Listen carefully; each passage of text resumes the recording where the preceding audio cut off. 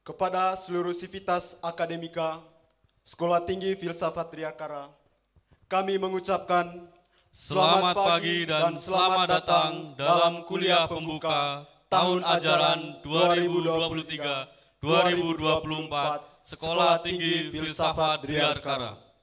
Perkenalkan, saya Agustinus Martin Samuel Dan saya Mikael Trikarita Santo. Kami akan memandu jalannya acara kuliah pembuka ini. Pertama-tama, kami akan menyampaikan terlebih dahulu rangkaian acara kita pada hari ini. Yang pertama adalah kita akan menyanyikan lagu Kebangsaan Indonesia Raya, dilanjutkan dengan sambutan Ketua STF Driakara, kemudian pemaparan materi yang dibawakan oleh Dr. Joseph Ferry Susanto, lalu perkenalan profil dosen STF Driakara, dilanjutkan dengan pengumuman juara lomba esai dalam rangka memeriahkan Bina Keluarga STF Driakara. Kemudian menyanyikan Mars STF Driakara.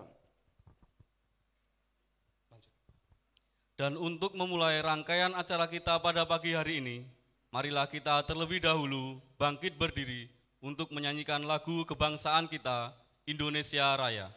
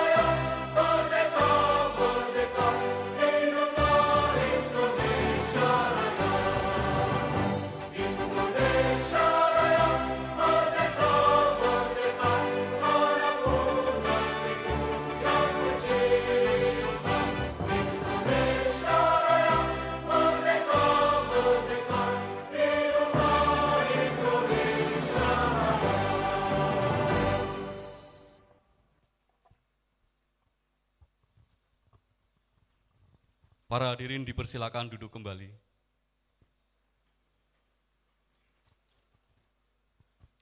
Selanjutnya, marilah kita dengarkan sambutan dari Ketua STF Driakara, Romo Simon Petrus Lili Cahyadi.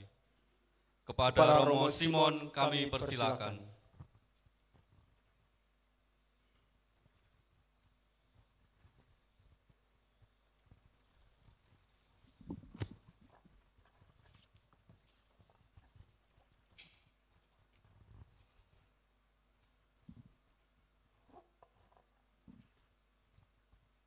Selamat pagi, saudara-saudari sekalian.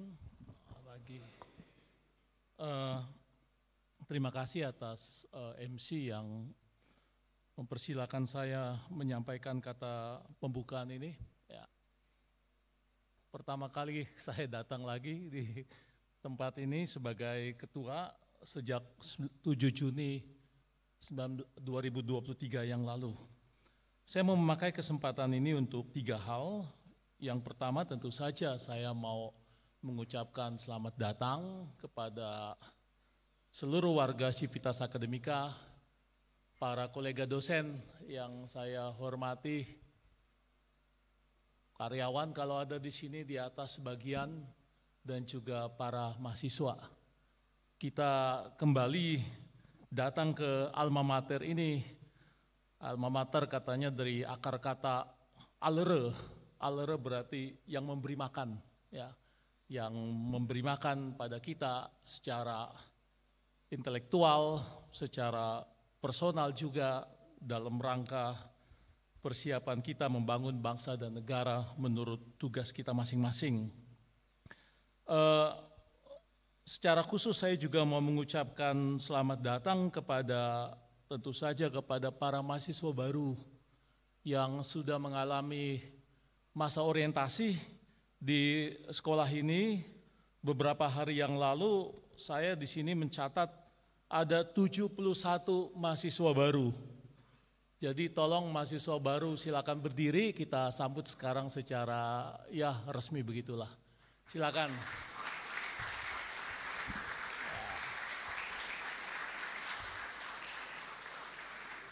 Terima kasih. Romo Bay juga ya termasuk ya. Terima kasih, silakan duduk kembali ya. Selamat datang secara khusus ya kepada semua mahasiswa baru, 71 mahasiswa yang saya catat pada kesempatan ini. Lalu yang kedua saya mau menginformasikan bahwa ini bisa jadi keliru karena masih berubah, berkembang.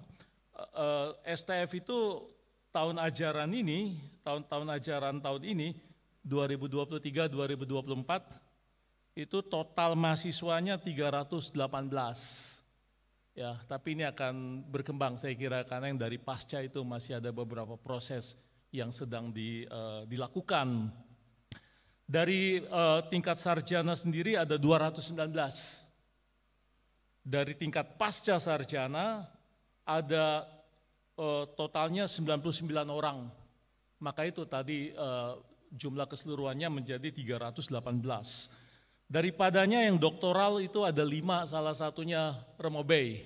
Ya, ini wakil dari doktoral yang datang di sini, wakil tunggal. Ya. Lalu dari magister itu ada 29. Jadi ya 318, sebuah institusi kecil tidak sampai 500 mahasiswa ya. Yang dulu pernah ada wacana kalau di bawah 1000 katanya sebuah perguruan tinggi mau di merger ya. Tapi waktu itu wacana, nggak sampai sekarang belum terlaksana sama sekali. Mudah-mudahan tidak ya.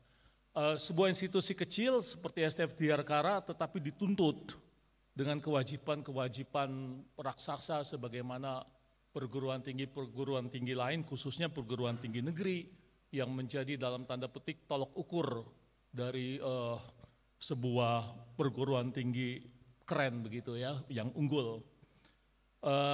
Kita mengalami tantangan, salah satu tantangannya adalah dosen yang dalam waktu 3,5 tahun lebih ya, itu di STF itu ada 6 dosen yang ya tidak bisa available sepenuhnya atau available sebagian atau sama sekali tidak.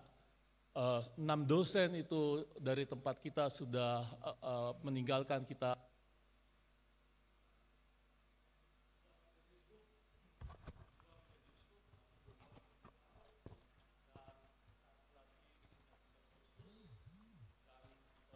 Yang juga yang lain itu bahkan ditarik ke Roma untuk urusan tarekatnya. Jadi untuk sebuah perguruan tinggi kecil seperti kita tadi 318 tidak available-nya secara penuh atau secara sebagian, 6 dosen itu tentu saja merupakan kesulitan tersendiri. Ya. Maka dari itu ini tantangan kita yang sedikit demi sedikit perlu kita tangani, hadapi bersama. Itu yang kedua. Yang ketiga tentu saja saya mengucapkan terima kasih secara khusus kepada Dr. Yosef Ferry Susanto yang hari ini akan memberikan Lectio Brevis. Lectio berarti pembacaan, brevis singkat. Jadi sangat diharapkan bahwa pembacaan tadi singkat ya nanti ya. Itu paling 1 jam ya singkatnya, brevisnya. Itu tidak ada tanya jawab, maksudnya antara lain supaya kita itu bisa mengunyah bahan baru yang diberikan oleh narasumber dan juga untuk yang baru, mahasiswa baru itu dikondisikan untuk masuk ke dalam alam intelektual, alam teologis yang nanti akan disampaikan dalam kesempatan ini. Apakah saudara yang mahasiswa baru mengerti atau tidak, bukan pertanyaan penting. Yang penting itu kita masuk ke dalam suasana intelektual gitu ya. Dan nanti akan ditampilkan oleh Dr. Joseph Ferry Susanto. Akhirul kalam, saya mengucapkan terima kasih sekali lagi, selamat beraktivitas, selamat kembali di alma mater yang kita cintai ini. Terima kasih.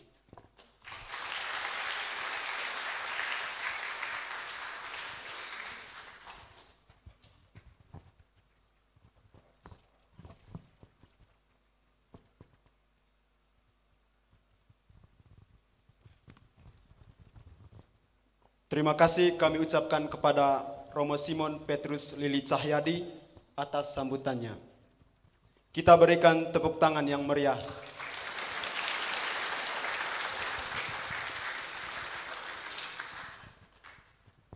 Baik, selanjutnya kita akan memasuki acara inti kita, yaitu kuliah pembuka yang akan dibawakan oleh Dr. Joseph Ferry Susanto dengan tema menghidupkan kembali pesan Nabi Yoel, akhir zaman sampai pertobatan ekologis. Kami infokan kepada para hadirin bahwa kuliah pembuka kita pada hari ini tidak akan ada sesi tanya jawab. Namun sebelum itu, kami akan terlebih dahulu membacakan profil singkat dari Dr. Joseph Ferry Susanto. Dr. Joseph Ferry Susanto lahir di Jakarta pada 23 Maret 1977. Beliau merupakan Imam Keuskupan Agung Jakarta yang ditabiskan pada 15 Agustus 2006 di Paroki Santo Bartolomeus, Taman Galaksi. Romo Yosef memiliki moto hidup yang diambil dari Mazmur 138 ayat 3 yang berbunyi, "Pada hari aku berseru, engkau pun menjawab aku, engkau menambahkan kekuatan dalam jiwaku." Pada 2006 hingga 2007, Romo Yosef menjadi pastor rekan di Paroki Santo Yosef Matraman.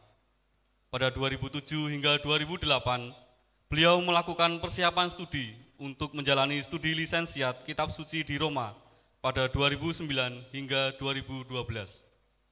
Pada 2012, Romo Yosef menjadi pastor rekan di Paroki Keluarga Kudus Pasar Minggu dan juga menjadi dosen Kitab Suci di STF Driarkara dan KPKS hingga 2014. Pada 2014 hingga 2017, beliau menjalani studi doktoral Kitab Suci di Manila. Sejak 2017 hingga sekarang, Romo Joseph menjadi staf seminari tinggi di Seminari Tinggi Santo Yohanes Paulus II dan juga sebagai dosen Kitab Suci di STF Driarkara dan KPKS. Demikian tadi profil singkat dari Romo Joseph Ferry Susanto. Tanpa berlama-lama lagi, marilah kita sambut dengan tepuk tangan yang meriah Dr. Joseph Ferry Susanto. Dr. Joseph, kami persilakan.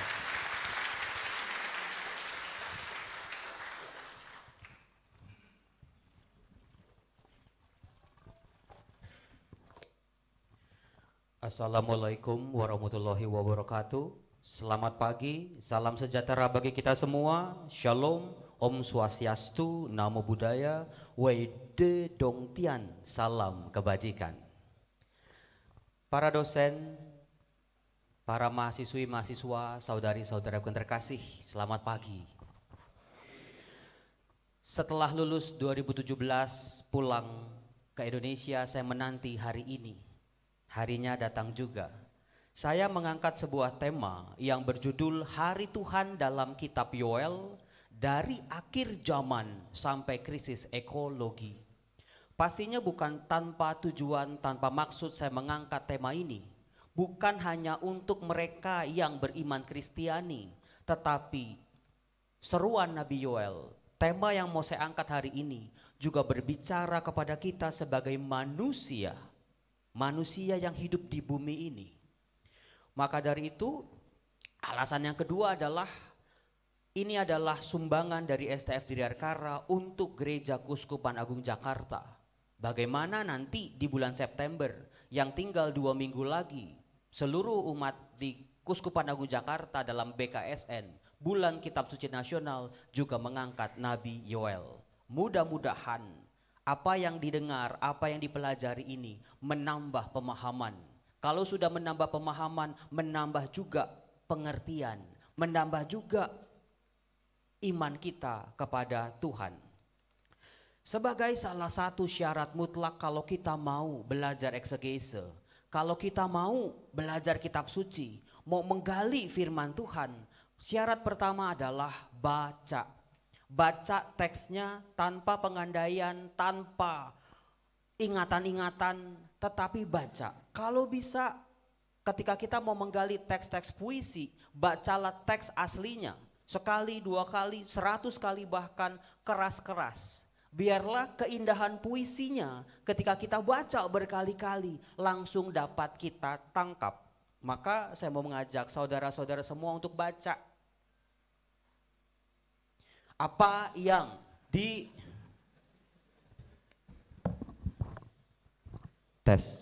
Apa yang dikatakan oleh Yoel dari bab 1 ayat 5 dan seterusnya. Hakisu sikurim ufku vehelilu kol seteyayin al asis kinikrat mi pekem kigo Allah al asri azum wa en misfar senes sete ariyeh mit umetal leot labilo Syam gafni le syamah utenati lik syafah hasyafah uhishlik hilbinu syarigeha eli kiftullah haguratsak al-ba'al nehureyah. Saya langsung loncat ke yang bagian akhir. Layom ki karof yom adonai ukeshat misyadai yabo. Kalau teks bahasa Ibrani, bahasa asli, apalagi soal bahasa puisi, baru kelihatan, baru tampak kalau memang dibaca keras-keras. Entah suaranya, pengulangan-pengulangannya, fonetik-fonetiknya, bahkan semantik-semantiknya akan kelihatan bagaimana puisi ini betul-betul berbicara tentang sesuatu yang jauh lebih dalam daripada yang kita baca dalam bahasa Indonesia. Sebagai pengantar, saya mau memperlihatkan apa yang kita alami 2 minggu terakhir ini, yaitu sebuah kebakaran sangat hebat, sangat dahsyat yang terjadi, yang dialami oleh saudara-saudara kita di Lahaina, Maui, Hawaii. Sebuah pemandangan yang memilukan di mana penduduk-penduduk harus menceburkan dirinya ke laut untuk menyelamatkan diri. Tidak usah jauh-jauh, minggu kemarin juga kita sebagai warga Jakarta harus dipusingkan dengan polusi yang semakin meninggi. Siapa di sini yang juga pita suaranya atau pernafasannya terganggu karena polusi yang semakin dahsyat? Belum lagi berbicara soal panasnya Jakarta 2 minggu ini. Nggak usah jauh-jauh saya berbicara soal COVID-19. Ada lagu yang berkata, entah siapa yang salah, ku tak tahu. Saudara-saudaraku yang terkasih, anehnya, mirisnya ketika berita soal kebakaran di Hawaii ini, media-media bukannya sibuk untuk bertanya apa yang harus kita lakukan setelah ini untuk mencegah kejadian serupa setelah itu. Tetapi media sibuk dengan foto sebuah bangunan yang adalah gereja yang ternyata bisa bertahan tidak terbakar. Sebuah ironi, apakah kebakaran yang mengerikan ini tidak cukup mempan menggetarkan hati kita, menggetarkan nurani kita untuk bertindak dan beraksi? Kebakaran hutan di Maui, Hawaii sudah juga disinggung oleh seorang nabi 2500 tahun yang lalu, di mana kitab Yoel bab 2 ayat 3 ayat 11 berkata persis apa yang dialami oleh saudara-saudara kita di Hawaii, oleh saudara-saudara kita di Pontianak, oleh saudara-saudara kita di Jambi dan di Riau. Di depannya api memakan habis, di belakangnya nyala api berkobar, tanah di depannya seperti Taman Eden, tetapi di belakangnya padang gurun tandus. Dan sama sekali tidak ada yang dapat luput. Yoel berkata, betapa hebat dan dahsyatnya hari Tuhan, siapakah yang dapat menahannya? Tema hari Tuhan saya angkat karena apa? Karena seringkali tema hari Tuhan ini dipakai oleh pengkhotbah-pengkhotbah, ceramah-ceramah, seminar-seminar yang populer untuk mengangkat tema akhir zaman yang sudah pasti sangat banyak pengikutnya sampai full book.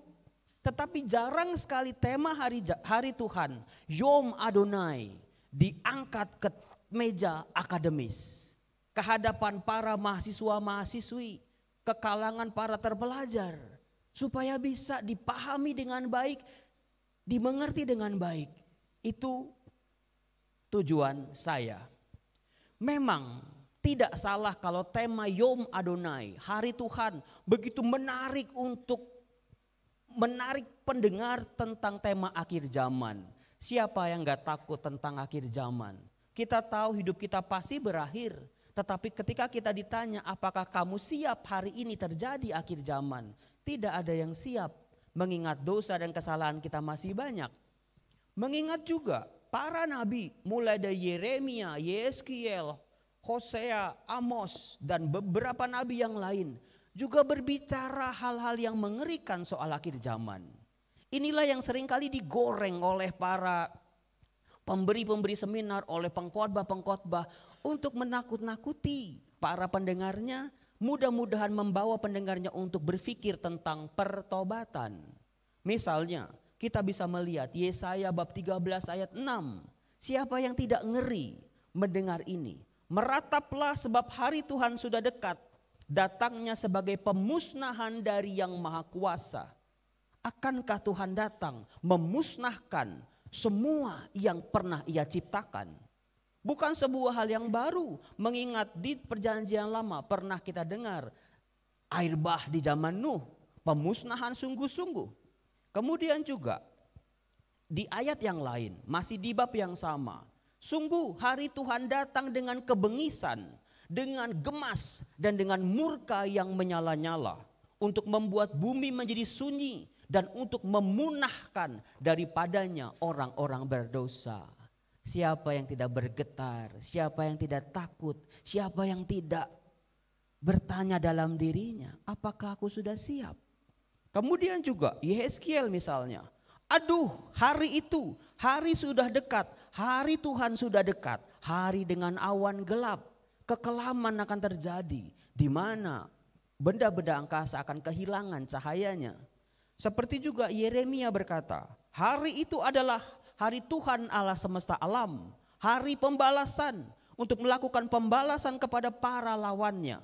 Pedang akan makan sampai kenyang dan akan puas minum darah mereka. Sebuah pemandangan yang mengerikan kalau kita coba imajinasikan. Apakah Tuhan kejam seperti itu? Atau apakah itu urusannya sama manusia?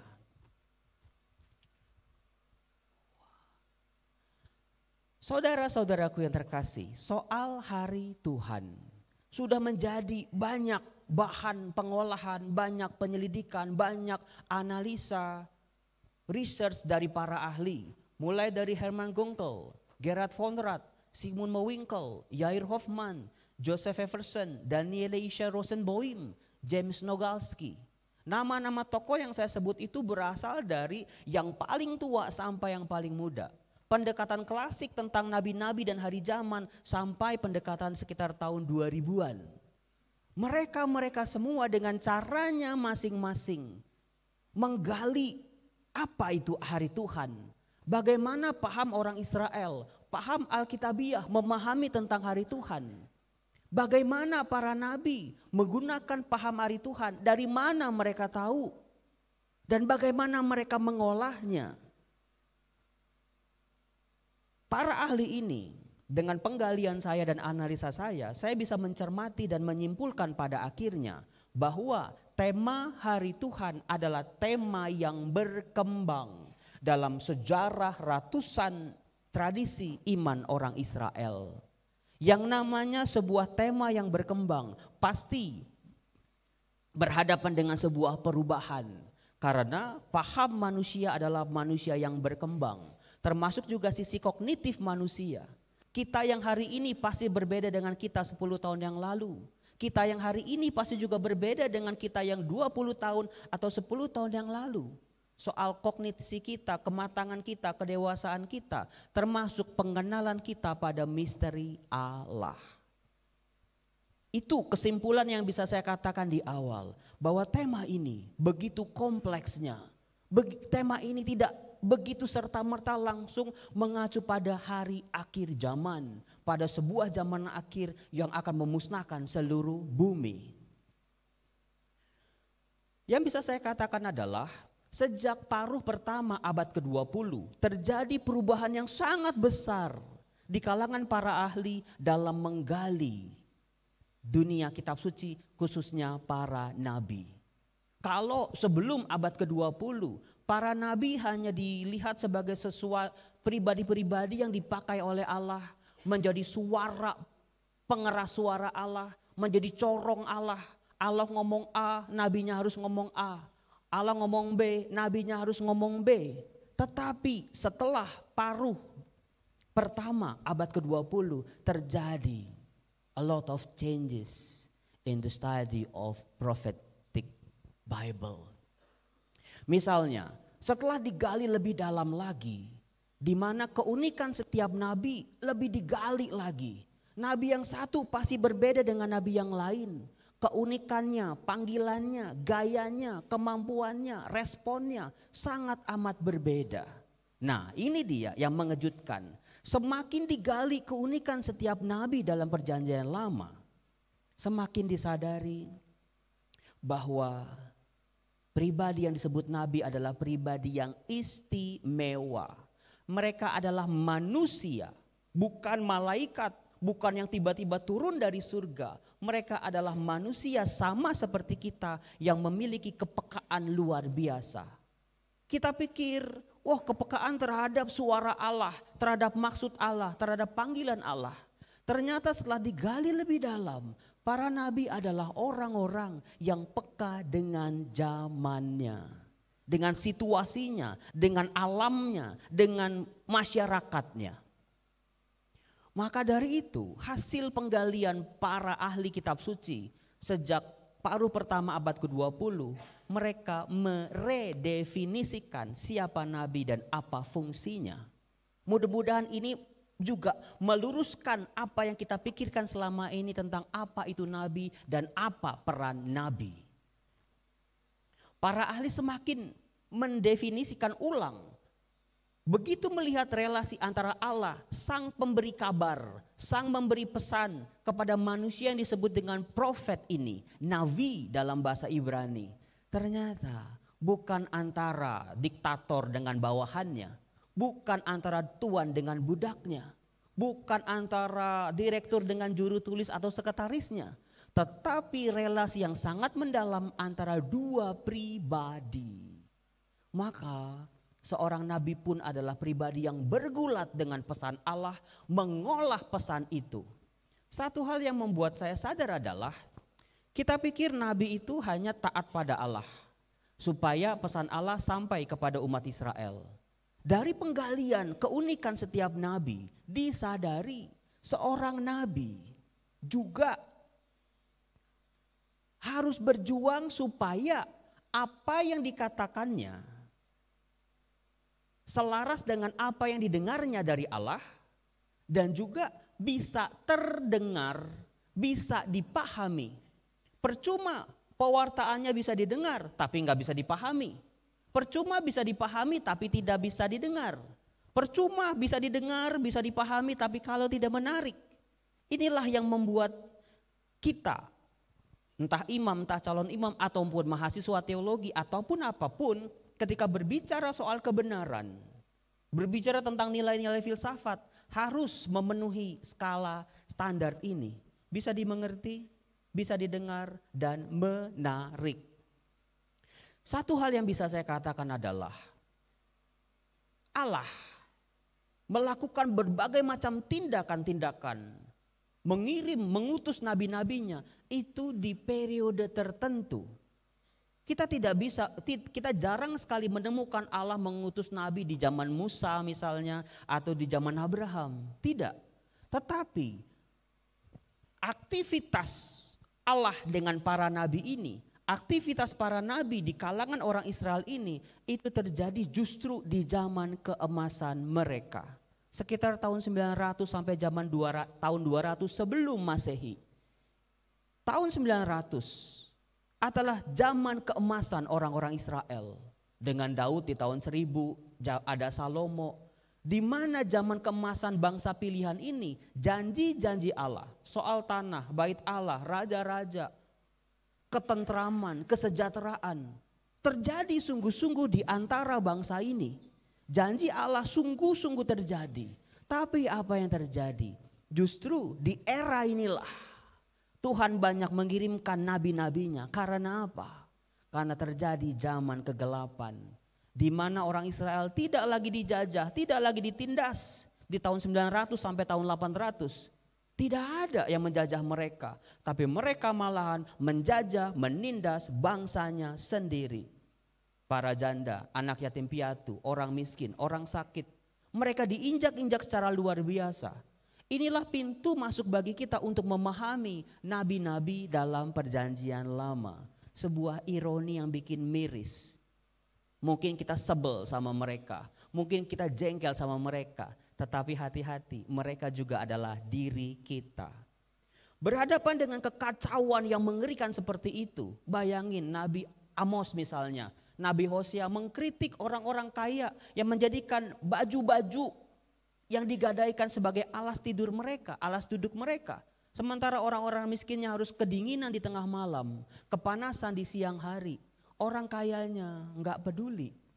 Di saat-saat seperti itulah nabi-nabi berada di garda paling depan sebagai penjaga iman Israel. Tidak kenal kompromi, tidak kenal mundur, nabi-nabi. Nah, tadi sudah saya katakan bagaimana nabi ini juga berusaha dengan kemampuan mereka dalam relasi mereka dengan Allah, menyampaikan pesan-pesan yang mereka tangkap dari Allah supaya didengar. Mereka memaksimalkan betul-betul supaya suara mereka bisa diingat, bisa diteruskan dari satu generasi ke generasi lain. Maka mereka, kalau kita lihat kitab suci kita, Alkitab, kitab-kitab para nabi seringkali menggunakan gaya bahasa puisi. Di zaman SD kita sudah belajar apa itu puisi, bukan? Baris per baris, di mana setiap baris ada hubungannya dengan baris berikut. Inilah yang dipakai oleh para nabi. Gerak puisi, ada gerak maju, ada intensifikasi, ada sebuah gerakan untuk menggarisbawahi kemendesakan suara mereka untuk bisa didengar dan ditanggapi. Yang bisa saya katakan adalah yang saya temukan dalam penggalian saya dari kitab Yoel adalah ditemukannya domino effect in parallelism of Hebrew poetry. Ada sebuah gerak. Yoel di bab 1, bab 2, bab 3 betul-betul seperti efek domino. Kalau kita lihat gambar di depan ini, benda yang besar, mungkin berat, mungkin gak ada bandingannya sama ukuran manusia, bisa runtuh, bisa jatuh, bisa hancur oleh sesuatu yang sangat kecil. Oleh sesuatu yang mungkin jarang sekali diberi perhatian oleh kehidupan kita. Itulah yang namanya efek domino atau domino efek. Dari hal-hal kecil, kalau itu runtuh, kalau itu hancur, mengakibatkan kehancuran yang lain yang lebih besar. Terus begitu, so on and so on. Dengan domino efek kita bisa melihat kemampuan Nabi Yoel menciptakan betapa mendesaknya nubuatnya. Betapa mendesaknya apa yang dia katakan kepada seluruh orang Israel. Nah, kita bisa melihat di sini, Nabi ternyata bukan orang yang cuma mendengar lalu menulis. Nabi juga bukan orang yang hanya mengkompilasi tradisi-tradisi iman yang sudah ada sebelumnya. Contek copy paste, Yeremia ngomong apa ya udah aku contek, aku copy paste. Yeskiel nabi-nabi sebelumnya ngomong apa ya udah dicontek. Ternyata perlu disadari betul-betul, nabi ini juga punya gaya sastra yang sangat tinggi. Nanti saya akan tunjukkan buktinya.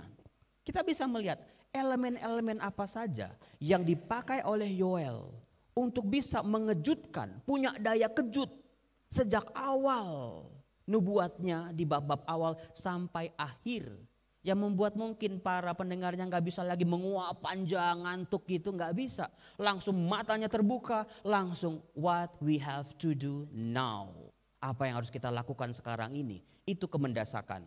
Dan juga bagaimana elemen-elemen itu bisa saling berhubungan satu sama lain. Karena percuma kalau kita pakai gagasan-gagasan elemen-elemen yang banyak tapi tidak saling berhubungan. Kalau kata pelajaran logika tidak sistematis. Maka seorang nabi juga punya teknik seperti itu. Saya bisa menyebutkan elemen-elemen yang digunakan oleh Yoel. Ada begitu banyak, tapi karena keterbatasan waktu saya hanya menyampaikan 5 alasan, 5 elemen yang digunakan oleh seorang nabi untuk betul-betul menyampaikan pesan Allah kepada umatnya. Yang pertama, warisan iman. Seorang nabi ketika dia berbicara di depan banyak masyarakat, di depan rakyatnya, di depan raja-raja mereka, seorang nabi sadar dia bukanlah orang luar dari tradisi iman Yahudi. Mereka adalah bagian bersama-sama. Dosa umatnya juga dosa nabi. Ketakwaan pertobatan umatnya juga bagian dari hidup nabi. Jadi ketika nabi memberikan suaranya kepada umat, kepada orang-orang yang dia tuju, dia bukan orang luar. Dia berada seperti mereka. Dia berada bersama mereka. Ini menjadi penting. Tugas seorang guru, dosen bukan lagi satu arah, tetapi ada bersama-sama dengan anak didiknya. Yang kedua, tradisi kenabian. Kita bisa melihat betul-betul Yoel tidak pernah, satu nabi dalam perjanjian lama, tidak pernah melepaskan diri dari tradisi kenabian-kenabian sebelumnya dan sesudahnya. Nanti kita lihat satu persatu. Lalu juga soal Yom Adonai ini, hari Tuhan ini yang akan banyak kita bahas. Lalu juga retorika, sejak zaman James Muhlenberg, Roland Mene, itu disadari betul-betul bahwa para nabi ini punya gaya retorika yang tidak kalah dengan para filsuf Yunani aliran Stoa yang dikuasai oleh Romo-Romo dosen-dosen filsafat ini. Mereka betul-betul retorikanya bukan gerak-gerak tangan seperti ini, bukan pandangan mata yang melotot, bukan gerak-gerak seperti yang saya lakukan di atas mimbar ini, tapi retorika sastra. Bagaimana para nabi bermain betul-betul. Tapi sayangnya yang namanya retorika sastra hilang sekitar 70% ketika teks asli diterjemahkan ke dalam teks bahasa Indonesia. Tapi ya nggak apa-apa, daripada nggak sama sekali, ya kita belajar 30%-nya juga. Lalu juga soal ini, kehidupan harian umat. Para nabi ketika menyuarakan suara Allah tidak pernah lepas dari kontekstual hidup umatnya. Para nabi adalah pribadi-pribadi yang dengan pewartaannya mencoba untuk tetap down to earth. Menapak, betul-betul pewartaannya sesuai dengan apa yang dihidupi oleh umatnya. Bukan ceramah teori yang mengawang-awang, bukan teori yang jauh dari kehidupan umatnya. Ini 5 teori ini, 5 elemen ini. Kita lihat satu persatu. Yang pertama, bagaimana Yoel dalam kitabnya melihat dia sebagai bagian dari warisan iman bangsanya. Misalnya kalau saya pakai pendekatan kanon adalah sebuah pendekatan yang membaca kitab-kitab dalam kitab suci itu sesuai urutannya. Kita bisa melihat dengan mudah seluruh taman yang indah di akhir kitab Hosea. Misalnya, aku akan seperti embun bagi Israel di Hosea bab terakhir. Ranting-rantingnya akan merambak, semerbaknya akan seperti pohon zaitun, berbau harum seperti di Libanon. Mereka akan kembali dalam naunganku dan tumbuh seperti gandum. Mereka akan berkembang seperti pohon anggur yang termasyur seperti anggur Libanon. Sebuah kemeriahan tanaman-tanaman kebun-kebun anggur yang subur. Tetapi di kitab Yoel, apa yang indah-indah, apa yang sudah dibangun di akhir kitab Hosea hancur berantakan tanpa sisa di kitab Yoel. Nanti di Yoel bab terakhir, apa yang hancur betul-betul akan dipulihkan lagi. Tetapi kalau kita baca kitab Amos, satu kitab setelah kitab Yoel, apa-apa yang indah di kitab Yoel yang sudah dipulihkan akan hancur kembali. Bukankah itu mirip dengan lagu dangdut saudara-saudara? Jatuh bangun aku mencintaimu. Kita bisa melihat ternyata dari rangkaian pendekatan kanon bab per bab dalam kitab nabi-nabi, betapa itulah adalah hidup manusia, hidup bangsa Israel, hidup kita sebagai orang beriman. Yang sebentar tobat, sebentar kumat, sebentar tobat, sebentar kumat. Realita wajah kita dibaca oleh kitab-kitab ini. Kemudian juga Yoel melihat dia adalah bagian dari seluruh iman bangsanya. Misalnya ketika dikatakan di Yoel bab 1 ayat 3, di mana dikatakan, dengarlah hai para tua-tua, pasanglah telinga, hai seluruh penduduk negeri. Pernahkah terjadi seperti ini dalam zamanmu atau dalam zaman nenek moyangmu? Ceritakanlah itu kepada anak-anakmu. Biarlah anak-anakmu menceritakan kepada anak-anak mereka dan anak-anak mereka kepada angkatan yang kemudian. Joel as a part of the whole prophecy activity in Israel. Kemudian juga soal kesetiaan dan pertobatan. Semua nabi berbicara soal ajakan Allah untuk pertobatan. Selain membongkar penghukuman, tetapi pada akhirnya nabi mengajak, tidak ada lelahnya, mengajak umat Israel ini untuk bertobat.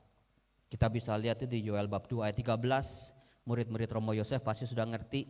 Keluaran 34 ayat 6, Adonai El Rahum wehanun erekafayim werafeset wemet. Tuhan adalah Allah yang pengasih, penyayang, panjang sabar, berlimpah kasih dan setia. Itu bisa ditemukan justru di jantungnya kitab Yoel. Apa yang menjadi tenaga, energi, enigma murni iman Israel. Allah yang maha kasih, maha setia, panjang sabar, berlimpah kasih dan setia. Itu juga yang diwartakan oleh Yoel dan nabi-nabi yang lain.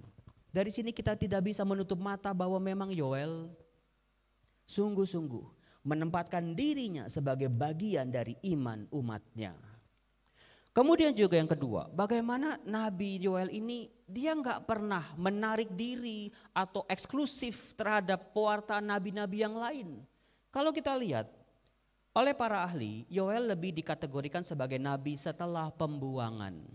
Setelah pembuangan kita semua sudah tahu, yang sudah ikut pelajaran PL, orang Israel memang pulang ke tanah terjanji. Mereka membangun kembali dan terjadilah pembangunan yang luar biasa di zaman Esra dan Nehemia. Peribadatan diperbaharui kembali, iman Israel dalam ketaatan ditata kembali. Maka nabi-nabi setelah pembuangan, kalau kita lihat itu jarang sekali menyebut lagi dosa-dosa dan kesalahan Israel. Kalau kita membaca dalam kitab Yoel, tidak ada satupun dosa Israel disebut. Sudah selesai, sudah dihukum, ngapain lagi ungkit-ungkit kesalahan. Tetapi Yoel mengingatkan pemulihan demi pemulihan, kemakmuran demi kemakmuran yang dicapai oleh orang Israel setelah pembuangan. Ternyata sekali lagi jatuh bangun lagi. Ibadah di bait Allah meriah, bait Allah dihias dengan luar biasa. Segala peralatan-peralatan ibadah, semua imam-imam, tata acara, tata ibadah meriah luar biasa. Bait Allah tidak pernah kehilangan asapnya. Yang penting ngebul dengan persembahan demi persembahan. Yoel cuma mengingatkan, be careful, hati-hati. Kesombongan ini akan diruntuhkan oleh sebuah binatang, bukan sebuah binatang, seekor binatang kecil. Mungkin kalau satu datangnya kita bisa injek, tapi binatang ini sayangnya datangnya jutaan. Nabi-nabi setelah pembuangan juga menyuarakan bahwa setiap orang bertanggung jawab terhadap dosa yang mereka lakukan. Berbeda sekali dengan nabi-nabi sebelum pembuangan. Rajanya yang berdosa, rakyatnya yang dihukum. Rajanya yang gak benar, rakyatnya yang dibuang. Tetapi setelah pembuangan ada sebuah perubahan sangat jelas. Bagaimana setiap orang harus bertanggung jawab dengan dosa dan kesalahannya. Kemudian juga yang terakhir, pertobatan. Bukan cuma satu dua segelintir orang, rajanya saja yang bertobat, para imamnya saja yang bertobat, tetapi seluruh umat Israel. Itu ciri-ciri nabi setelah pembuangan yang bisa kita lihat dengan jernih di kitab Yoel. Nah, berhadapan dengan Yom Adonai. Yom itu hari, Adonai itu Tuhan. Namanya dari Allah orang Israel. Yom Adonai. Muncul sekitar 18 kali dalam kitab nabi-nabi. Anda bisa lihat sendiri di teks, ada begitu banyak. Selain Yom Adonai, ungkapan hari Tuhan, kita juga bisa menemukan varian-variannya yang juga mengacu pada hari Tuhan. Nah, hal pertama dari sisi akademis saudara-saudara, bagaimana tentang ungkapan atau term hari Tuhan ini juga menjadi perdebatan para ahli dan dalam konteks berkembang. Yang pertama, para ahli di abad-abad 18, abad 19 seperti Bernard Doom, Julius Baur, Otto Ploger mengatakan tema hari Tuhan yang muncul di kitab Yoel, yang muncul di kitab-kitab nabi-nabi yang lain, itu hanyalah sifatnya sekunder, hanya sifatnya tempelan, atau bahkan dibuat oleh murid-murid nabi generasi-generasi berikutnya. Dari analisa saya, memang tidak ada satupun kitab-kitab nabi dalam perjanjian lama yang murni ditulis oleh nabinya sendiri.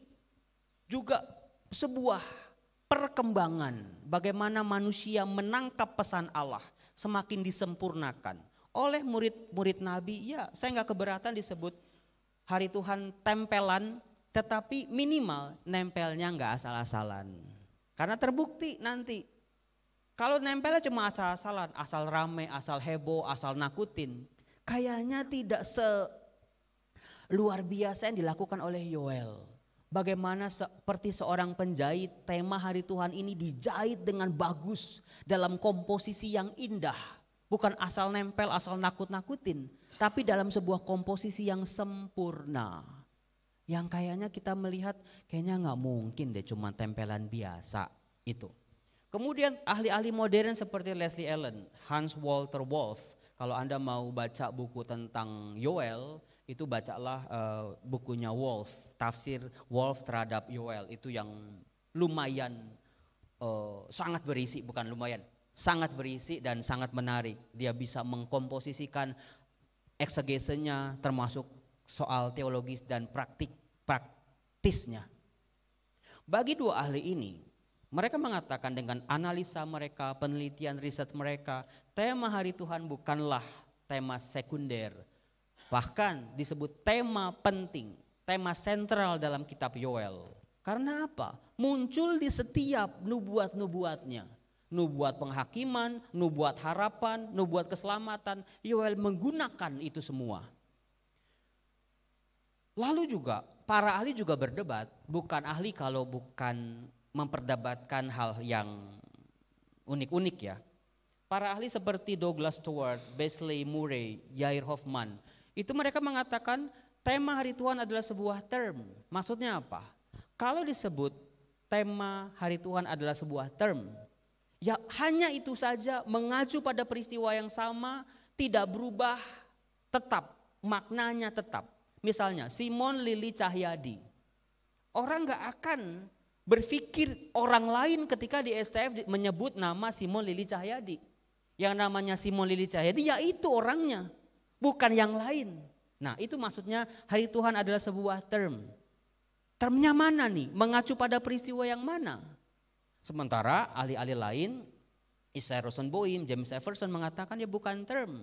Karena bisa ada variannya, mengacu pada peristiwa-peristiwa yang berbeda-beda. Mari kita lihat.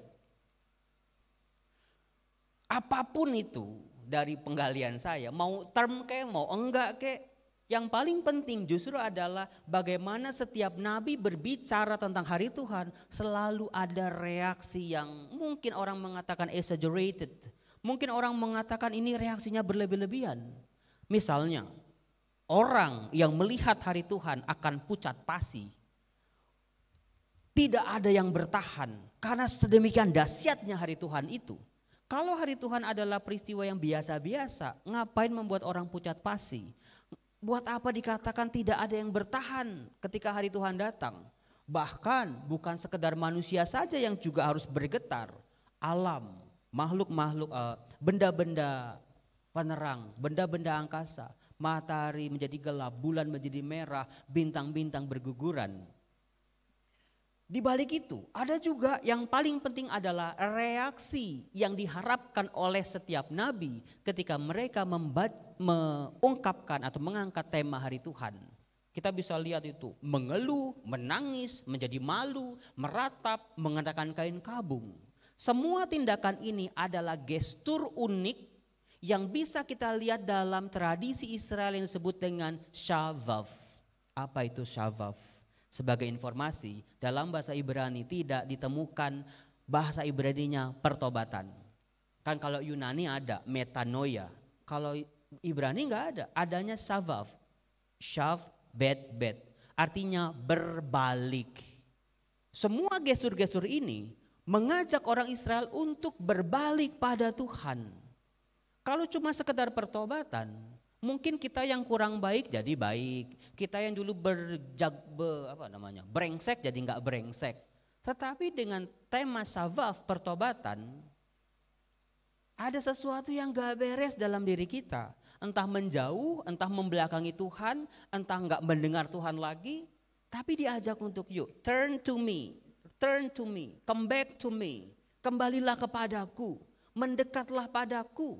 Jadi pertobatan bukan sekedar enggak lagi melakukan dosa, tetapi sebuah kesadaran manusia berbalik. Nah, ini salah satu yang menjadi perdebatan juga soal asal usul hari Tuhan.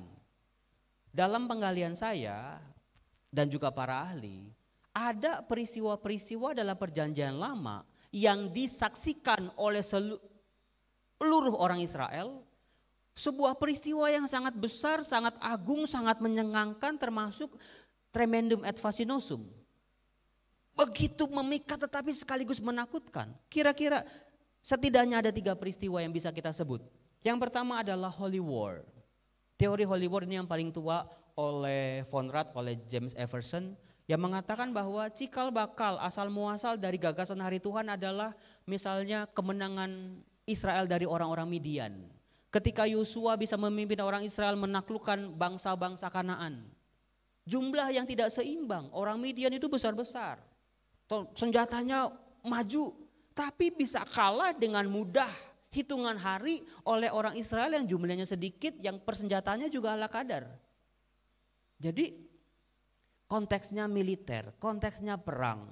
Kalau nanti Anda membaca kitab nabi-nabi, menemukan gagasan hari Tuhan, pasti sedikit banyak juga mengungkapkan konteks peperangan antara Israel dengan musuh-musuhnya, antara Allah dengan musuh-musuhnya juga.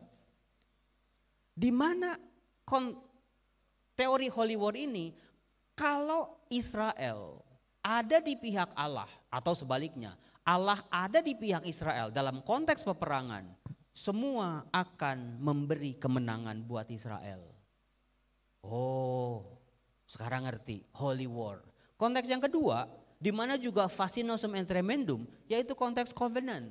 Terjadi di Sinai, terjadi di akhir kitab Keluaran di mana Allah hadir di kemah suci. Ada begitu banyak peristiwa-peristiwa alam. Kilat, guntur, awan tebal, api, ada tiang api. Peristiwa-peristiwa yang tidak biasa, menakutkan sekaligus mencengangkan. Itu terjadi dalam konteks covenant. Ikatan perjanjian adalah Allah dengan Israel. Maka enggak heran setiap para nabi mau menyadarkan orang Israel. Mereka menyampaikan pesan Allah, ingat loh konteks perjanjian. Ada perjanjian antara aku dengan kamu, antara Allah dengan umat ini. Kalau terjadi pelanggaran, kalau terjadi kemaksiatan, terjadi perzinahan, Allah akan berbalik. Tidak lagi melakukan hal-hal yang baik kepadamu, tetapi hal-hal yang tidak baik. Kemudian juga yang ketiga ada festival Tuhan Raja. Bisa kita temukan itu dalam pentataan bait suci di zaman Salomo, di kitab 1 Raja-Raja. Di mana setelah bait Allah selesai dibangun, bait Allah ditahbiskan oleh Salomo, di situ juga diungkapkan betapa Allah hadir. Dan kehadirannya enggak main-main, enggak kaleng-kaleng, betul-betul disaksikan oleh semua orang Israel yang hadir pada saat itu.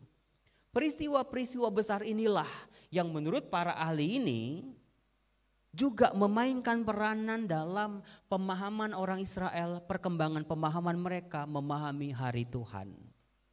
Ketika misalnya di tahun 721, di tahun 587 sebelum Masehi, mereka betul-betul dihancurkan oleh bangsa Asyur dan bangsa Babel. Semua janji-janji Allah itu habis. Raja-raja dibunuh, bait Allah dihancurkan, tidak ada satu batu pun yang terletak di atas batu yang lain. Tanah-tanah mereka direbut dan mereka dibuang ke tanah asing. Bagi mereka, itulah hari Tuhan. Itulah hari yang sungguh menyesakan. Kalau kita baca kitab Ratapan saudara-saudara, itu sungguh mengerikan. Sungguh mengerikan. Mungkin bagi kita ketika kita mendengar kata pembuangan 587, ya oke lah. The exile of Israel to the Babylon. Tapi kalau kita baca Ratapan, mengerikan. Yerusalem dikepung berhari-hari, berbulan-bulan. Di dalamnya bayi-bayi yang meninggal ikut dimakan oleh orang tuanya sendiri. Sebuah trauma yang mengerikan.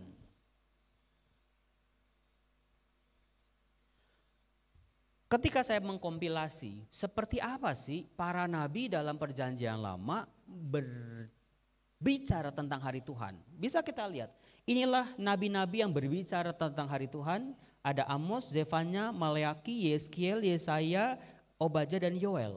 Mereka mengatakan ciri-ciri hari Tuhan adalah gelap, sudah dekat, harus bergegas, besar, big, menakutkan, datang seperti pengerusakan yang maha kuasa. Setiap nabi seolah-olah memberikan satu ciri khusus tentang kedatangan hari Tuhan. Tapi kalau kita lihat bagaimana Yoel sebagai nabi setelah pembuangan mengkompilasi secara sempurna, menggunakan ciri-ciri itu lengkap. Ya, sudah dekat, datang, besar, menakutkan. Lalu kalau kita lihat lagi saudara-saudara, bagaimana nabi-nabi itu bercerita bahwa hari Tuhan itu mengacu pada penghukuman. Siapa saja yang dihukum? Israel yang berdosa, Yehuda yang berdosa, seluruh bangsa yang berdosa, orang Israel yang jahat, orang Edom, orang Israel yang jahat, Babylon, Yehuda, seluruh bangsa dan Edom. Lagi-lagi kita lihat Yoel meringkas semuanya itu. Yang akan dihukum adalah orang Israel yang jahat, termasuk juga seluruh bangsa akan ikut dihukum. Termasuk juga ketika para nabi-nabi ini berbicara soal keselamatan. Sama. Yang diselamatkan hanya Yoel yang berbicara bahwa yang diselamatkan adalah orang-orang Israel yang setia dan juga seluruh bangsa. Sekarang ini banyak perdebatan di YouTube soal bagaimana keselamatan di luar agama Katolik. Berantem mulu isinya. Tetapi sejak ribuan tahun yang lalu Allah sudah berbicara soal universalitas keselamatan. Inilah akarnya, inilah dasarnya. Memang sejak ribuan tahun yang lalu sebelum Yesus wafat di salib, Allah sudah punya rencana menyelamatkan seluruh bangsa. Lalu juga tadi akar-akarnya kita bisa lihat sendiri nanti bagaimana semuanya dipakai sama Yoel. Nah, elemen yang keempat, paralelisme.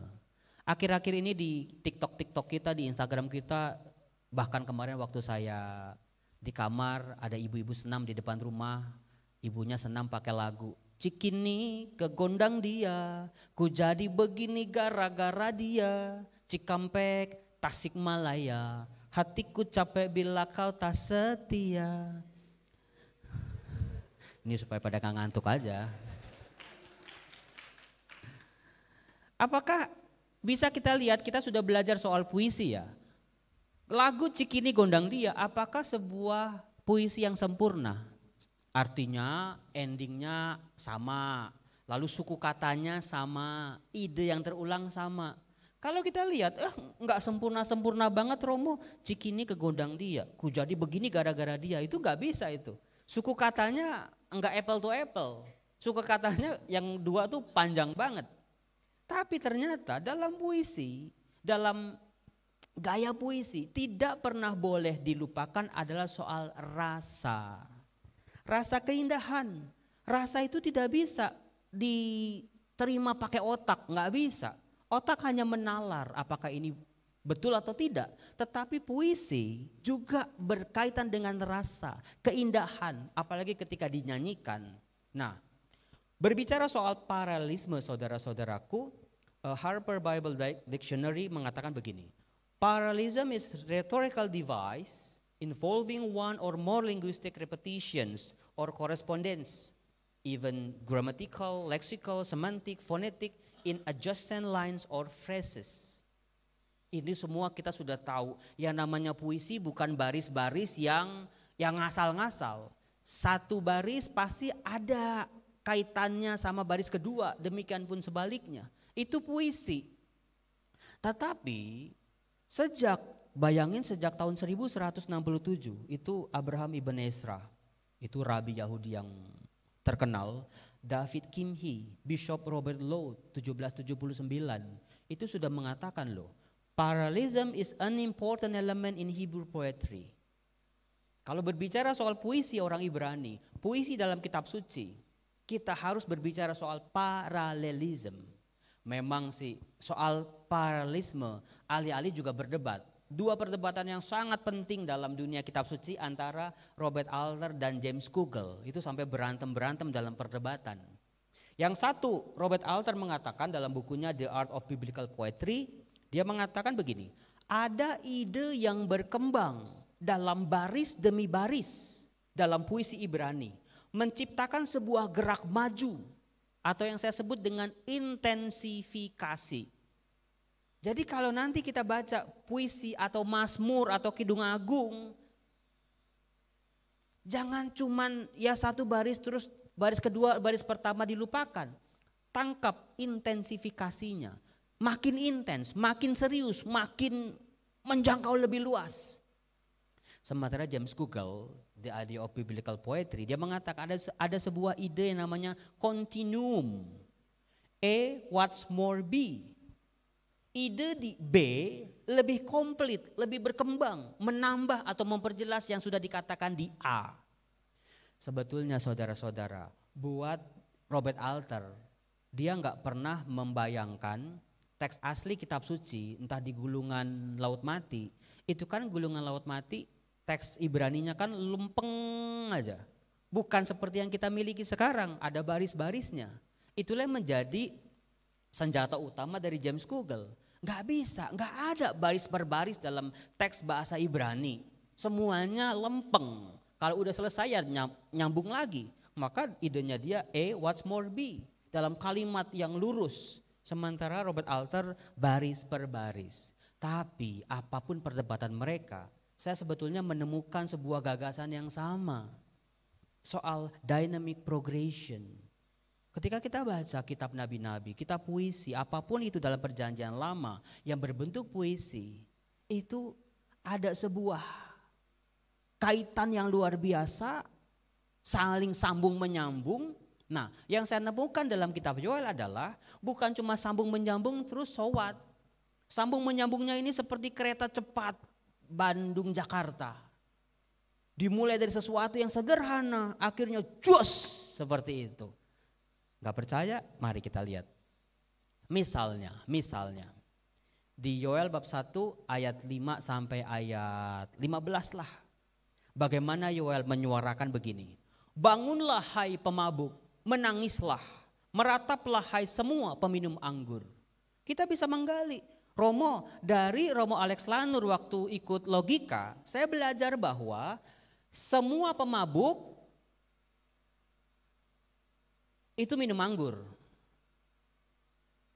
Apa begitu enggak? Saya grogi soalnya ada orangnya. Antara pemabuk dengan peminum anggur. Itu kan pemabuk adalah bagian dari peminum anggur. Sebab ada orang-orang yang minum anggur enggak mabuk. Ada orang-orang imam-imam minum anggur waktu ekaristi, enggak mabuk. Nah, di sini kita bisa lihat antara pemabuk dan peminum anggur. Dari sepribadi yang mungkin gak tahu, orang mabuk kan gak sadar ya, mau ada hama belalang, mau ada kebakaran, gak peduli mereka. Yang mereka pedulikan adalah yang penting ada botol anggur di tangan mereka. Sampai yang harus sadar juga, yang harus bangun juga adalah para petani. Ketika terjadi hama belalang, Pemabuk itu mungkin nggak peduli sama situasinya, tapi para petani lain cerita. Nah, disitulah yang saya sebut sebagai intensifikasi. Ada sebuah gerak maju. Yoel membuka nubuatnya, menyadarkan orang yang paling tidak sadar. Orang mabuk kan nggak sadar terhadap alam situasi sekitarnya. Sampai para petani, orang yang bertanggung jawab, mungkin kelompok pertama yang tahu ada hama belalang ya petani. Itu artinya. Kemudian juga kalau kita lihat, merataplah seperti anak darah yang belitkan kain kabung. Korban sajia dan korban curahan sudah lenyap dari rumah Tuhan. Dan berkabunglah para imam. Apa kaitannya Romo? Pemabuk peminum anggur sama para imam. Nanti saya akan buktikan. Betapa setelah itu menjadi malulah para petani. Merataplah tukang-tukang kebun anggur. Lalu juga disebut lagi para imam dan pelayan mezbah. Kalau kita baca puisi, intensifikasi, kita akan tercengang seperti ini. Pemabuk, peminum anggur, ini disuruh meratap, disuruh bangun, disuruh sadar. Karena apa? Karena anggur baru sudah hilang karena serbuan belalang. Anggur adalah salah satu materi persembahan yang dilakukan oleh para imam di Bait Allah. Jadi setiap pagi dan sore para imam di Bait Allah harus mempersembahkan 2 korban. Yang pertama korban curahan, yang kedua korban sajian. Korban curahan itu anggur, minuman yang terbaik. Yang kedua korban sajian, gandum-gandum. Kalau anggurnya sudah habis, sudah hilang karena belalang, anggur jadi mahal, anggur jadi langka, para imam gak punya lagi stok untuk mempersembahkan korban. Timpang, ya seperti misalnya mau misa gak ada anggurnya, cuma ada hostinya, kan gak bisa misa, gak sah misanya. Ketika para imam terganggu, gak bisa mempersembahkan korban di Bait Allah, itu gak main-main. Para imam tidak bisa lagi mengetuk hati Allah, memohon rahmat, kesuburan, hujan kepada umatnya, yang membuat terjadilah kekeringan. Betul, para petani tukang-tukang kebun anggur harus malu, harus meratap betul-betul karena ladang sudah musnah. Gandum sudah musnah, buah anggur musnah, minyak menipis, gandum jelai, pohon ara, pohon delima, segala pohon di ladang habis mengering karena kemarau panjang. Kenapa terjadi kemarau panjang? Karena para imam gak bisa lagi memohon kepada Tuhan berkat-berkat buat umatnya. Yang membuat udah anggur hilang, sekarang gandum dan jelai dan biji-bijian hilang juga. Maka diketok langsung para imam. Menjadi malulah, merataplah. Sebab korban sajian dan korban curahan sudah tertahan di rumah Tuhan. Kita bisa melihat saudara-saudara, buat Yoel ada 2 dunia yang gak bisa dipisahkan begitu saja. Yang pertama dunia sekuler diwakili oleh dunia pertanian. Yang kedua dunia religius yang diwakili oleh para imam. Kita seringkali memisahkan 2 dunia ini. Kita menjadi frater ketika kita pakai jubah. Ketika lepas jubah say goodbye itu. Demikian juga para imam. Kita jadi orang muslim kalau hari Jumat di masjid. Kita jadi orang Kristen kalau kita di gereja hari Minggu. Tapi di luar hari itu siapa yang tahu? Wallahu alam. Seolah-olah kita memisahkan 2 dunia ini. Gak bisa seperti prodi filsafat, prodi teologi. Harus pisah. Tapi buat Yoel, meskipun terpisah tidak bisa yang satu tanpa yang lain. Kehancuran dunia pertanian hanya oleh belalang binatang kecil menghancurkan semuanya. Itulah yang saya sebut dengan efek domino. Domino efek. Nah, yang terakhir. Soal bagaimana Yoel menyentuh keseharian umat pendengarnya. Dengan jenius Yoel menyebut satu binatang. Mungkin kalau kita nyebut binatang kita langsung teringat pada ya waktu kita kecil masih bisa lihat ke belalang gitu ya. Masih bisa main belalang. Tapi kalau orang Israel dengar belalang langsung ingatnya tulah di Mesir. Salah satu tulah yang menghancurkan orang Mesir. Peradaban yang sangat tinggi pada waktu itu. Lalu juga para petani, mungkin di sini kita sudah tidak lagi berkenalan dengan dunia pertanian. Begitu mendengar belalang, beda sama hama wereng, beda sama tikus. Kalau tikus wereng paling cuma biji-bijian padi-padinya. Tapi kalau belalang, jeng. Habis Binatang yang sangat rakus, kalau datangnya satu mungkin ditepok mati. Ini datangnya sampai membuat langit menjadi gelap.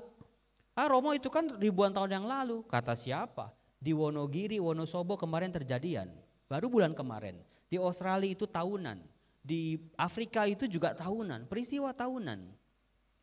Kalau belalang memakan habis pertanian, itu sampai buahnya, bijinya, daunnya, akar-akarnya sampai kambium-kambiumnya habis semua. Dan itu bisa terjadi belalang sambil makan itu sambil kawin. Jadi sebuah penderitaan yang tidak berkesudahan kalau sudah belalang. Kalau belalang udah ada, tambah sialnya kalau terjadi musim kemarau. Maka kalau udah belalang habis semua, petani mungkin bisa berkata nanti juga tumbuh lagi, tapi enggak lucu lagi kalau habis hama belalang diikuti sama kemarau berkepanjangan. Itulah yang dibongkar habis-habisan oleh kitab Yoel. Udah jatuh ketimpa tangga. Sebuah penderitaan yang mengerikan hanya dimulai dari sesuatu yang sangat kecil, sesuatu yang sangat remeh yang tidak diperhatikan oleh orang-orang Israel setelah pembuangan. Anda bisa cek di Google bagaimana belalang bisa datang dalam jumlah ribuan. Predatornya kemana? Predatornya kan burung-burung. Burung-burungnya ditangkepin, dijual-jualin, ditembak-tembakin. Atau burungnya udah gak punya lagi tempat buat bersarang. Karena sarangnya udah ditebang-tebangin. Jadi ujung-ujungnya yang salah siapa? Entah siapa yang salah, ku tak tahu.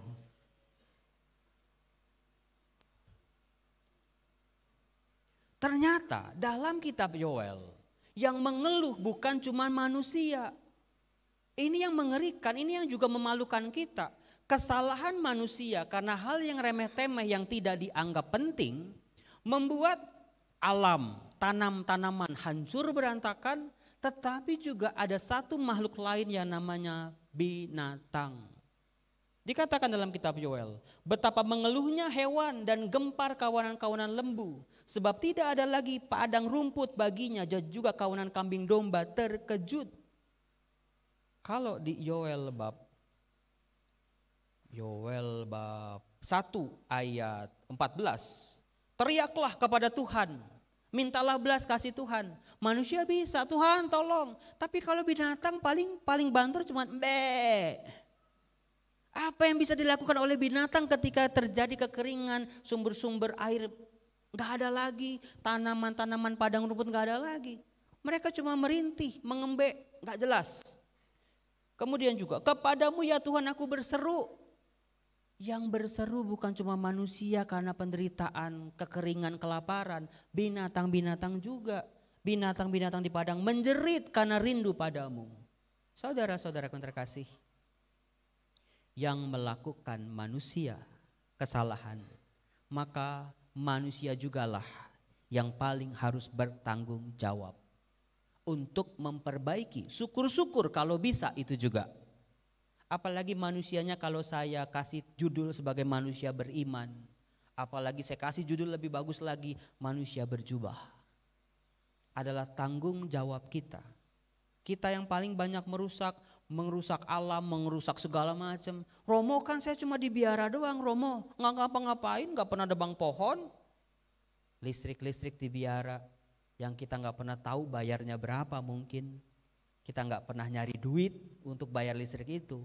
Penggunaan air tanah di sini frater itu kan kalau di seminari tinggi pakai shower kan, shower dinyalain, mandi pakai sabun, showernya masih nyala. Buat matiin aja itu berat rasanya kita. Itu berapa air tanah yang terkonsumsi setiap hari, dan kita seolah-olah ya itu kan kebakaran hutan di Hawaii, Romo. Kita di Indonesia masih banyak. Kata siapa saudara-saudara? Penggunaan air tanah di Jakarta ini, Tangerang, Bogor, bahkan di Pulau Jawa sudah sangat amat berlebihan. Yang membuat daratan menjadi turun. Gak heran banjir. Manusia yang harus bertanggung jawab. Sayangnya kalau saya berbicara hal ini masih di tahun 1945, mungkin kita masih punya pilihan. Antara saya mau jadi aktivis lingkungan atau enggak mau. Itu di tahun 45 mungkin ya. Tetapi sekarang ini di tahun 2023, Indonesia tahun 78 tahun merdeka, itu manusia di seluruh bumi, bukan cuma di Indonesia, di seluruh dunia. Udah nggak punya lagi pilihan. Kita udah nggak dikasih pilihan antara mau ikut melestarikan alam, menjaganya, merawatnya atau enggak. Ini bukan soal hobi, soal doyan makan gado-gado atau ketoprak suruh milih gitu. Bukan itu. Mudah-mudahan ini memberikan sebuah kesadaran, kemendesakan, sebuah kesalahan, hal-hal yang remeh-remeh yang kita anggap ya nothing Romo. Tapi betul-betul efeknya akan mengerikan. Itulah yang dibuka oleh Yoel. Endingnya Yoel berkata soal pertobatan. Bersama saudara-saudara Fransiskan dengan Laudato Si-nya saya mengetuk lagi soal pertobatan ekologis. Mungkin Anda ketawa lihat foto ini, tapi itulah rumah saya. Ini waktu saya SMA. Udah segini di depan rumah. Saya jadi frater, udah 2 meter. Saya jadi Romo. Orang tua saya pindah rumah, nggak jauh dari situ, malah cuman semata kaki banjirnya, tapi lantai 2. Paham? SMA segini di depan rumah, saya jadi frater 2 meter, saya jadi Romo, cuman semata kaki tapi udah lantai 2. Ini udah menjadi pemandangan tahunan buat kita warga Indonesia, warga Jakarta yang tanahnya makin turun, air lautnya makin naik. Ada nggak usaha kita? Mungkin kita bukan orang yang kebanjiran, enggak kok Romo, rumah saya tinggi kok, biara saya tinggi kok, nggak pernah kebanjiran. It's about human beings, about all human in the world. Ini tentang bumi kita, ini tentang tanggung jawab kita. Maka betullah kalau Yoel berkata, robek hatimu bukan pakaianmu, sebuah pertobatan yang sejati. Bukan pertobatan yang anget-anget tai ayam, hari ini tanam lingkungan 3 bulan mati ya udah. Hari ini siram pohon, besoknya ya lupa. Saya nggak tahu dari mana mulainya. Tapi di sini ada sekitar banyak ratusan orang mahasiswa terpelajar, orang akademis yang pasti bisa memahami konsekuensinya, akibatnya. Maka mari sebagai penutup saya mengetuk hati kita semua, dimulai dari saya juga, untuk berjuang terhadap kelestarian alam lingkungan ini. Terima kasih, 1 jam pas.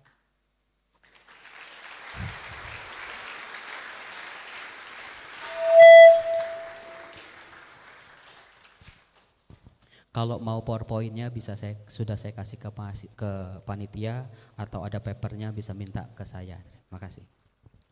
Mari kita berikan tepuk tangan sekali lagi bagi Dr. Joseph Ferry Susanto.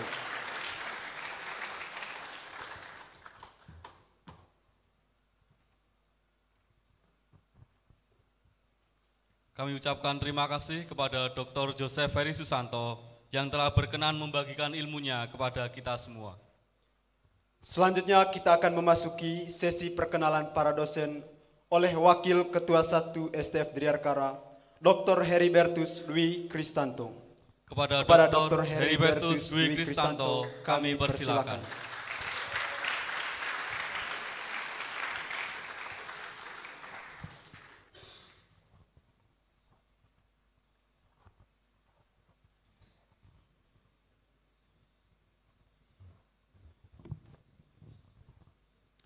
Baik para rekan dosen dan para rekan mahasiswa, selamat pagi menjelang siang.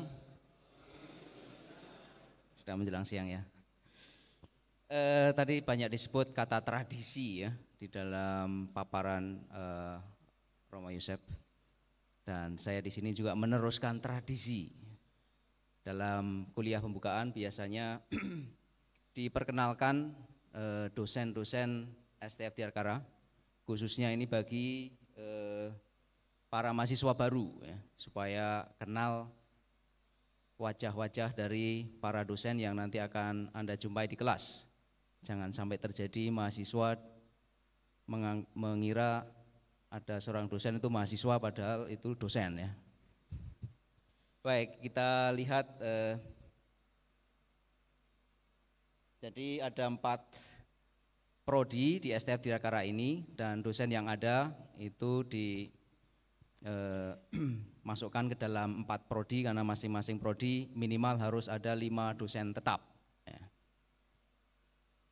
Nah, kita lihat dari dosen tetap prodi ilmu filsafat S1 filsafat. Ya. Siapa saja yang ada di sana? Ada Dr. Antonius Widiarsono sebagai Kaprodi Ilmu Filsafat, mungkin bisa berdiri juga ya supaya dikenal. Oke,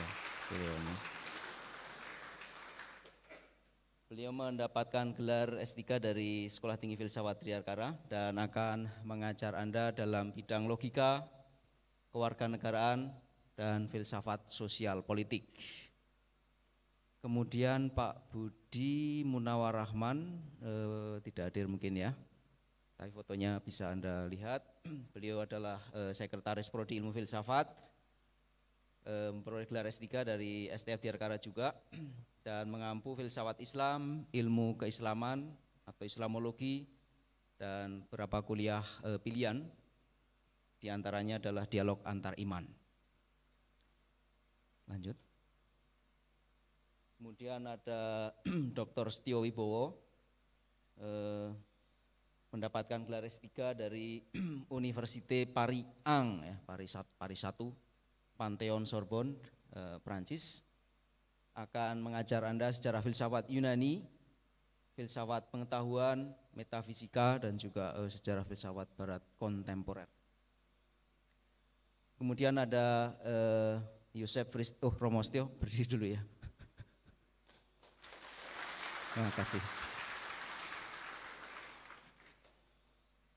Oke, kemudian ada Yosef Christian Yulianto, mungkin berdiri supaya saya tidak lupa ya, berdiri di belakang ya. Ini masih muda. Dosen ya, bukan mahasiswa, nanti dikira mahasiswa lagi. Memperoleh gelar pendidikan S2 dari Hochschule für Philosophie München, Jerman, akan mengampu mata kuliah Pancasila semester ini dan juga memberi mata kuliah pilihan ya. Semester ini saya kira terkait dengan filsafat analitik. Lanjut. Kemudian ada Ibu Lilian Budianto, ME, apakah beliau hadir ya Bu Lilian ya? Enggak, saya enggak lihat, tidak hadir. Beliau memperoleh gelar S2 dari University of East Anglia, UK, Inggris ya. Akan mengajar bahasa Inggris. Kemudian ada Franciscus Wawan Setiadi, MPhil. Ini orangnya tidak hadir di sini karena sedang studi lanjut di Centre-Sèvres. Dia mendapat gelar S2 dari Centre-Sèvres, Faculté Jésuite de Paris, Perancis, dan sedang S3 di tempat yang sama dengan kerjasama dengan l'Université de Namur, Belgia. Jadi tidak ada di sini. Beliau semoga sudah pulang tahun depan ya, atau tahun inilah, akhir tahun ini kita harapkan sudah pulang supaya bisa kita beri pekerjaan. Lanjut ya. Lanjut. Kemudian ada Immanuel Eko Anggun Sugiono, MSc, memperoleh gelar S2 dari Universitas Gadjah Mada, Yogyakarta, tapi semester ini tidak akan mengajar. Kemudian saya kira ini hadir di sini Pius Nofrin Arimurti, lisensiat filosofi dalam bidang filsafat ya. Memperoleh gelar S2 dari Pontificia Università Urbaniana Roma. Romo Pius tadi kayaknya lihat ya. Oh ya ini ya. Pius, panggilannya Romo Pius ya.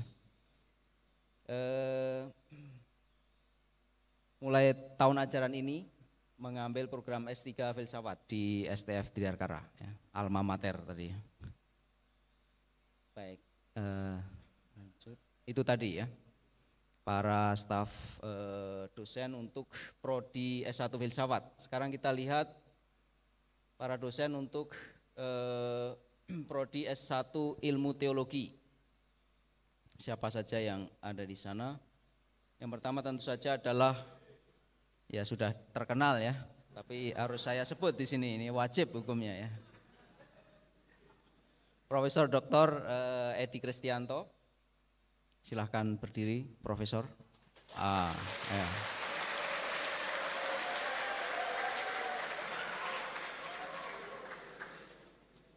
dosen favorit nih kayaknya ini ya. Beliau adalah Ketua Prodi Ilmu Teologi, proyek gelar S3 dari Pontificia Università Gregoriana Roma, Italia, dan akan mengampu mata kuliah Sejarah Agama Kristiani, Sejarah Gereja Indonesia, Ajaran Sosial Gereja, dan berbagai macam mata kuliah pilihan. Seperti untuk semester ini kalau tidak salah mata kuliahnya berjudul Membebaskan Teologi, ya, supaya berteologi dengan merdeka. Kemudian ada Dr. Franciscus Sule, mohon berdiri, Romo Sule.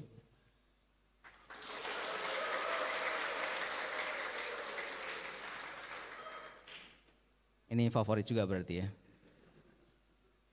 Beliau adalah Sekretaris Prodi Ilmu Teologi, memperoleh gelar S3 dari Pontificia Università Urbaniana Roma, dan mengampu mata kuliah homiletika, apologetika, metodologi dan metode teologi, serta mata kuliah untuk persiapan imamat. Lanjut. Oke, ini yang muda-muda ya. Albertus Purnomo, SSL, sarjana dalam bidang kitab suci. Tadi saya lihat ada. Mohon berdiri Romo Purnomo. Di belakang sana ya. Beliau mendapat gelar S2 dari Pontificium Institutum Biblicum, Roma, Italia. Akan mengajar Anda sekalian pengantar tafsir Perjanjian Lama, tafsir sejarah Deuteronomistik, tafsir Paulus, pengantar tafsir Perjanjian Baru. Cukup banyak ini ya. Kemudian yang berikutnya orangnya tidak ada di sini karena sedang studi. Antonius Baur Asmoro, lisensiat dalam bidang teologi, proyek gelar S2 dari Pontificia Università Urbaniana Roma, dan sekarang sedang melanjutkan dengan studi doktoralnya di bidang bioetika dan teologi moral di Pontificia Università Lateranensis di Roma juga. Baik, kita lanjut. Kemudian ada Karolus Putranto Tri Hidayat. Ya. Apakah Romo Uut hadir ya? Tadi saya enggak lihat ya, berarti tidak hadir beliau. Mendapatkan gelar S2 dari Universitas Katolika Parisiensis dari Institut Katolik Paris. Mengampu pendidikan agama, metode belajar, dan penelitian teologi, serta ilmu kateketik atau katekesa. Kemudian ini juga tidak hadir, Daniel Wisnu Bintoro, lisensiat dalam bidang teologi, oleh gelar S2 dari Pontificia Università Gregoriana Roma, dan sekarang sedang melanjutkan studi doktoral pada universitas yang sama, di Universitas Gregoriana Roma, dalam ilmu teologi dogmatik. Kita lanjut. Kemudian masih di Prodi S1 Teologi, ada Romo Purbo Tamtomo, lisensiat dalam bidang hukum gereja. Apakah Romo Purbo hadir? Saya juga tidak melihatnya, tidak hadir. Mendapatkan gelar S2 dari Pontificia Università Gregoriana Roma, mengampu hukum kanonik dasar dan hukum kanonik perkawinan. Penting ya bagi para calon pastor di sini ya. Kemudian Frumensius Gions, MTH, Master of Theology. Apakah Romo Frumens? Oh, di depan ya. Silakan berdiri Romo Frumens.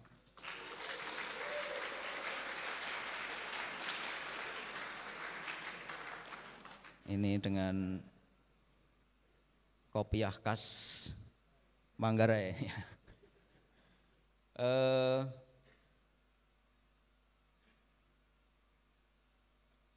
Mengajar biasanya moral dasar ya, tapi mengajar nggak semester ini? Pokoknya terkait dengan teologi moral beliau ini ya. Ini berarti ada yang salah di sini, mohon maaf ya. Tapi masih pada saat yang bersamaan menyelesaikan studi doktoralnya dalam bidang teologi moral ya, di Universitas Lateranensis Roma. Sedang menulis ya, jadi jangan diganggu ya. Mahasiswa berlakulah baik-baik ya. Lanjut. Ini sudah sedemikian terkenal, apalagi tadi sudah memberikan Lexio Brevis ya. Dr. Ferry Susanto sekarang menjabat sebagai Wakil Ketua 3 bidang mahasiswa, sekretaris program pasca sarjana, sekretaris program magister filsafat. Mendapatkan gelar S3 dari Ateneo de Manila, Filipina ya, dan mengampu tafsir Taurat, tafsir sinoptik, tafsir nabi-nabi. Tidak heran tadi mengajarkan kepada kita tentang Nabi Yuel, ya. Tafsir Mazmur, sastra klasik Ibrani. Ya. Banyak mata kuliahnya ya. Lanjut, kita beralih sekarang ke pasca sarjana, staf dosen program magister ilmu filsafat.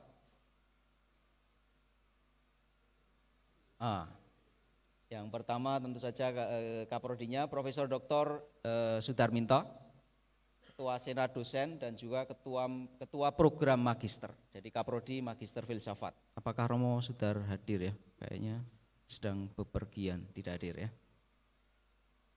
Beliau mendapatkan gelar S3 dari Fordham University, New York, USA, dan mengampu filsafat praktis, metodologi penelitian dan penulisan disertasi di pasca sarjana. Kalian yang di S1 tidak akan berjumpa dengan beliau. Dan satu lagi ini legendaris ya, Profesor Dr. Alexander Lanur. Ya, silakan Pater ya.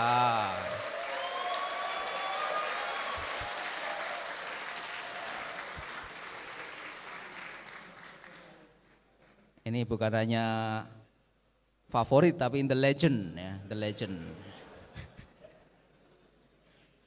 Peroleh gelar S3 dari University of Santo Tomas, Manila, Filipina. Ya. Mengampu mata kuliah pilihan filsafat pendidikan, filsafat Yahudi. Baik, kita lanjut. Nah, ini saya sendiri ya. Heribertus Dwi Kristanto, Wakil Ketua 1 dan juga Ketua Jurnal Diskursus. Pendidikan S3 dari Pontificia Università Gregoriana Roma. Saya akan mengajar etika, sejarah filsafat abad pertengahan, filsafat sejarah. Kemudian Dr. Andreas Bernardinus Atawulu, Ketua LPMI. Ya, itu. Sana ya.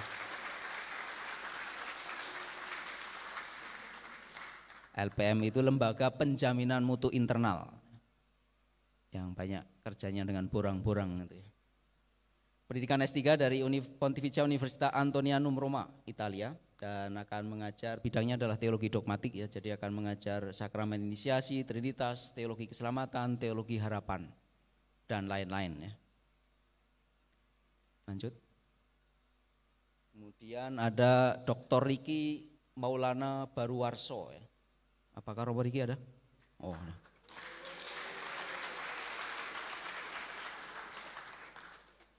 Baru saja menyelesaikan pendidikan S3 dari Ludwig Maximilian Universität München, Jerman. Akan mengajar kristologi dan sakramen, oh ini tadi nggak masuk ya, sakramen inisiasi.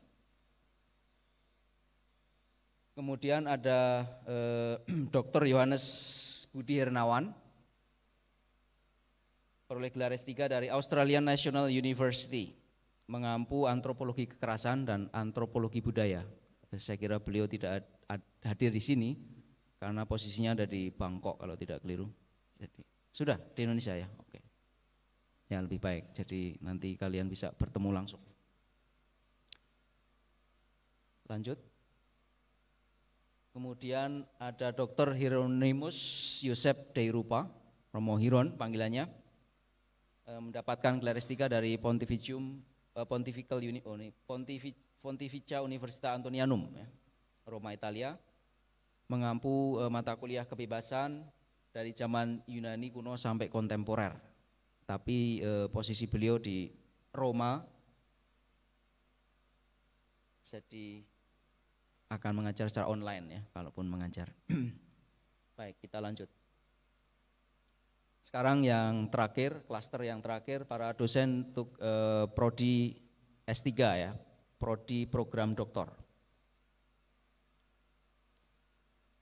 Ada Ibu Dr. Karina Supeli sebagai Direktur Program Pasca Sarjana dan Ketua Prodi Doktor Ilmu Filsafat. Apakah Bu Karina hadir ya? Tidak hadir ya.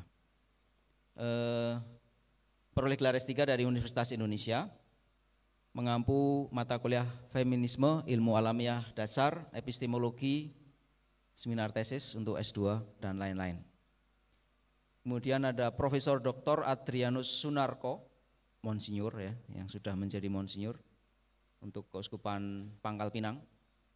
Beliau juga adalah Sekretaris Program Doktor Ilmu Filsafat, mendapatkan gelar S3 dari Albert Ludwig Universität Freiburg, Jerman. Mengampu mata kuliah berteologi dengan paradigma kebebasan. Ini kayaknya yang teologi banyak berbicara mengenai kebebasan, membebaskan teologi, sekarang berteologi dengan paradigma kebebasan. Ada apa ya? Ini menjadi perenungan tersendiri ya. Tapi beliau kalau mengajar juga online ya, karena sebagai uskup posisinya ada di Pangkal Pinang ya. Lanjut. Nah, kemudian ada Profesor Dr. Antonius Sudiarjo di belakang ya. Romo, silahkan berdiri.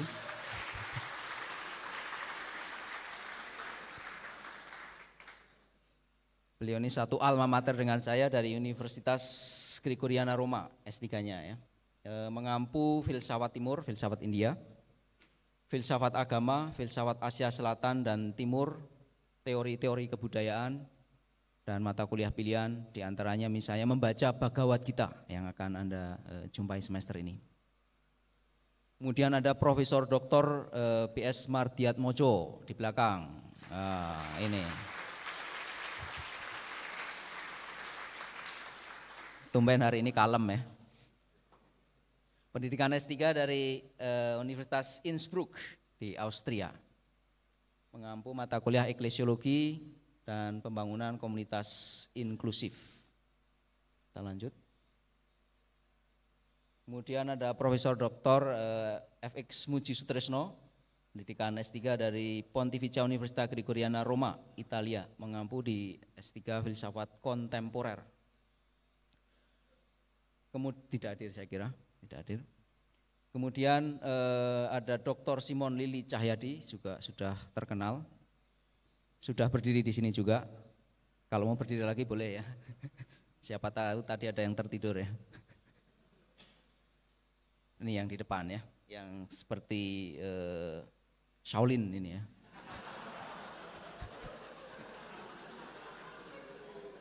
Beliau adalah ketua STF Diarkara ya. Pendidikan S3 dari Johann Wolfgang Goethe, Universität Frankfurt, Jerman ya. Akan mengampu sejarah filsafat barat modern dan filsafat ketuhanan, kadang-kadang mata kuliah pilihan, filsafat Jepang ya. Kita lanjut, apakah masih ada ya? Oh masih ya. Ini mantan ya, mantan ketua STF maksudnya ya. Romo Thomas Sidiajaya PhD, memperoleh gelar S3 dari Boston College, Boston, USA. Beliau mengampu mata kuliah metode belajar dan penelitian filsafat, kemudian mata kuliah filsafat manusia, mata kuliah pilihan Levinas dan enigma wajah orang lain, juga fenomenologi dasar, eksistensialisme kadang-kadang ya. Romo Thomas, silahkan berdiri Romo Thomas.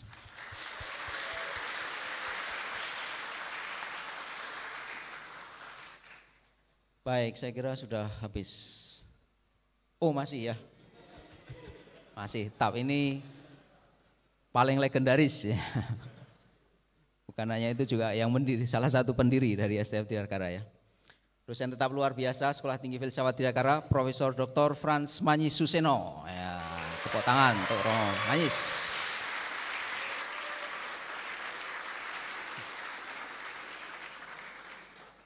Beliau memperoleh gelar S3 dari Ludwig Maximilians Universität München, Jerman. Sekarang masih menguji di pasca sarjana ya, di S1 kadang-kadang juga masih menguji skripsi ya misalnya, tapi tidak mengajar mata kuliah lagi di S1. Baik, saya kira sekarang betul-betul sudah selesai perkenalan dari para dosen. Terima kasih, saya kembalikan kepada Oh iya, masih ada ya. Masih ada dosen tidak tetap. Oke. Oh iya, tapi sebelum ke dosen tidak tetap, Di sini juga ada Wakil Ketua 2 ya, Romo Guido Krishna Hidayat ya. Mohon berdiri Romo Guido ya. Ini kita perlu berterima kasih ya karena menyiapkan sarana prasarana untuk kita semua ya, termasuk mengatur ruangan ini. Romo Guido tidak mengajar tapi fokus mengurusi keuangan karyawan, bangunan ya, semua yang sifatnya sarana prasarana untuk penyelenggaraan pendidikan di STF Diarkara. Kemudian ada cukup banyak dosen tidak tetap, ada Bu Dewaki Kramadibrata mengampu bahasa Indonesia, saya kira tidak hadir. Kemudian juga Ibu Din Rovita M.Hum mengampu juga bahasa Indonesia. Dr. Erik Mulyadi, apakah hadir tadi saya lihat? Oh ya, silakan berdiri Pak Erik ya. Beliau mengampu psikologi kepribadian dan sosial. Kemudian ada Romo Yakobus Tarikan ME mengajar liturgi. Ya, saya kira beliau tidak hadir ya, Romo Jack Tarikan. Kemudian ada Ibu Vero Sri Mulyani Wikarta, MPD Kons, bidangnya konseling ya. Bu Vero saya kira juga tidak hadir, mengampu bimbingan dan konseling. Kemudian ada Stella Aleida Hutagalung, Bu Stella, apakah hadir? Bu Stella mungkin juga tidak ya. Mengampu antropologi budaya bersama dengan Pak Budi Hernawan. Kemudian ada Romo Yosep Selvinus Agut, lisensiat dalam bidang teologi. Romo Yosep Agut, ini beliau. Baik. Beliau akan mengampu mata kuliah homiletika dan mata kuliah pilihan prodi ilmu teologi. Juga semester ini ada mata kuliah pilihan dari beliau. Kemudian Dr. Sika Eriseda, Ibu Eri, saya kira tidak hadir, beliau orang sibuk. Mengampu sosiologi agama dan ilmu sosial dasar. Selanjutnya adalah Romo Thomas Ulun Ismoyo, PhD. Romo Ulun apakah hadir? Saya tidak melihat ya. Romo Ulun akan mengampu mata kuliah pilihan prodi ilmu teologi. Saya kira semester ini juga ada tentang kepemimpinan di bawah pimpinan Katolik ya, seturut Paus Fransiskus atau apa semacam itu ya. Kemudian ada Pak Yanuar Nugroho, PhD, mengampu mata kuliah pilihan untuk prodi ilmu filsafat. Ya, semester ini juga ada membaca tanda-tanda zaman. Pak Yanuar ini dulu di KSP ya, di staf khusus presiden. Lanjut. Oh sudah selesai sekarang ya. Jadi ex filosofia claritas, ini tadi wajah-wajah yang akan membantu Anda menemukan kejelasan, kejernihan dalam berpikir. Semoga demikian adanya. Terima kasih. Saya kembalikan pada MC.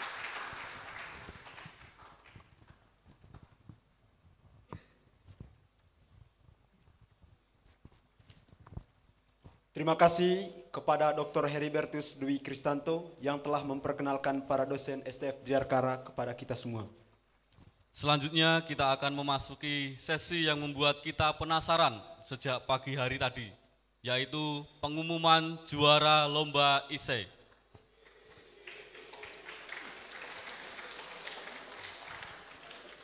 Lomba esai kita tahun ini mengangkat tema gagasan masa depan bersama teknologi kecerdasan buatan.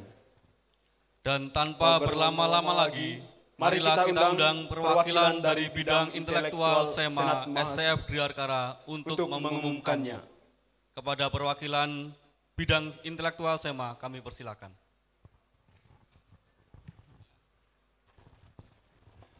Terima kasih rekan dosen dan mahasiswa sekalian. Pagi ini kami akan mengumumkan lomba esai yang dikhususkan untuk mahasiswa baru STF Diarkara. Ini juga tradisi setiap tahunnya. Maka sebelumnya akan disampaikan dulu beberapa pengantar prosesnya. Ya baik para dosen dan para teman mahasiswa yang terkasih, sebelum kami menyampaikan pemenang juara lomba esai ini, kami akan terlebih dahulu menyampaikan beberapa hal terkait lomba esai ini. Pada tahun ini kami mengambil tema lomba esai adalah menggagas masa depan bersama kecerdasan buatan. Nah, dalam rangka memeriahkan Bina Keluarga ini, kami panitia Bina Keluarga telah melakukan lomba karya tulis dengan jumlah yang mengumpulkan tulisan sekitar 70 mahasiswa. Sebelum kami menyerahkan ke juri, kami memilih Ibu Dr. Karlina Supeli sebagai juri. Kami panitia sebelumnya melakukan atau menyeleksi, memilih 10 tulisan terbaik dan kami serahkan kepada Ibu Karlina.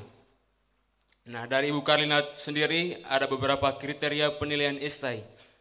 Yang pertama, substansi esai, kemudian pembahasan tema, ada permasalahan, kedalaman dan kelengkapan pemahaman, refleksi kritis, tawaran, jalan keluar, dan ketiga, kemampuan bahasa.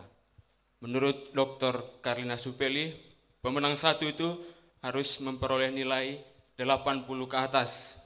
Pemenang kedua, nilai antara harus 75 dan 79. Pemenang tiga, nilai harus antara 71 dan 74. Nilai 70, pemenang harapan. Nah, uniknya pada tahun ini, para mahasiswa baru hanya memperoleh nilai 73 dan artinya hanya mendapat juara 3. Untuk juara 1 dan 2-nya tidak ada. Dan nanti ada 3 orang yang akan mendapat juara harapan karena memperoleh nilai 70. Kita beri tepuk tangan dulu.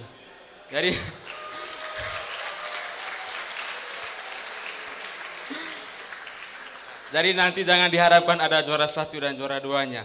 Hanya juara 3 saja. Oleh karena itu, Ya, baik, segera akan kami umumkan. Untuk pemenang harapan, ada 3 orang. Yang pertama dengan judul esai, mewujudkan potensi bonus demografi dengan bijak. Titik 2, efek positif dan negatif kecerdasan buatan, oleh Gregorius Landwi Setiawan. Silakan untuk maju ke depan. Untuk pemenang harapan dipersilakan maju ke depan. Selanjutnya, pemenang harapan kedua dengan judul esai mengambil sikap dalam berjalan bersama kecerdasan buatan, oleh Agustinus Satria Bagus Dwi Santoso. Dipersilakan.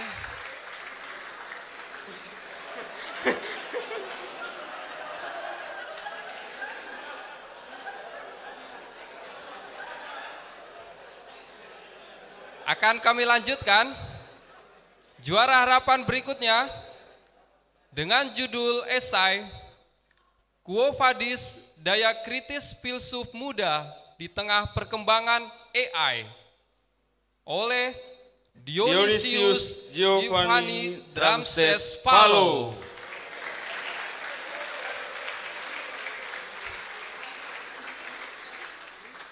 Dan yang terakhir untuk pemenang 3 dengan nilai 73.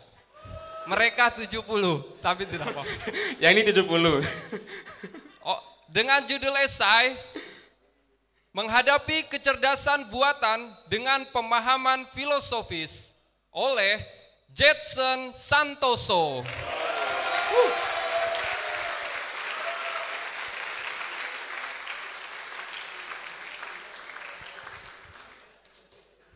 Ya, untuk pemberian penghargaan, kami mohon kepada Dr. Joseph Ferry Susanto untuk memberikannya kepada para pemenang. Para pemenang ini. Kami sampaikan juga bahwa sertifikat penghargaan menyusul.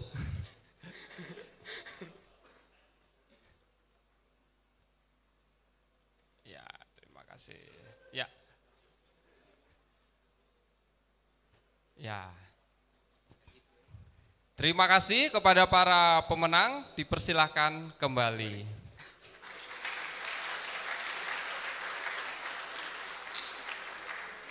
Terakhir, kami sampaikan salah satu kutipan pidato Ibu Karlina dalam acara Gagas RI di Kompas TV, ilmu dan teknologi telah menjadi pilar utama peradaban modern.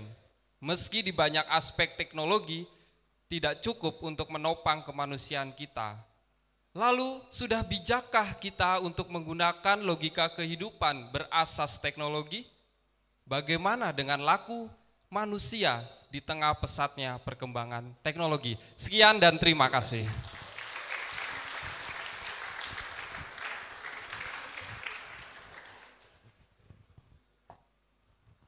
Terima kasih kepada perwakilan bidang intelektual Senat Mahasiswa Sekolah Tinggi Filsafat Dirgantara yang telah mengumumkan para pemenang dari lomba esai tahun ini. Kita berikan tepuk tangan yang meriah kepada para pemenang.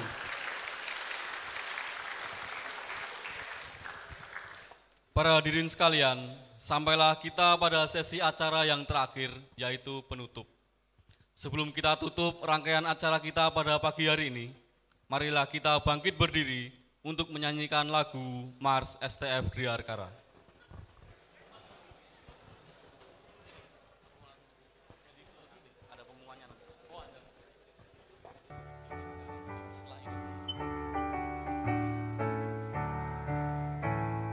Dengan rasa kagum pada dunia, kami kibarkan cita-cita, membangun akal dan rasa bagi negeri kami yang tercinta. Di tengah damai dan bencana, kami menggali sumber gejala. Dengan sikap ini tahu semua, melampaui batas-batas netral. Sekolah Tinggi Filsafat Dirgantara melangkah maju mengabdi sesama, bangga kami dan penuh harapan, mengagungkan nilai kemanusiaan. Martabat kehidupan manusia di tengah dunia yang nyata, yang tak jelas tanpa dicari, kami berhasrat untuk menggali, nyalakan semangat kemanusiaan, singkirkan rasa cinta diri, sambutlah tugas perjuangan bagi Indonesia berdiri.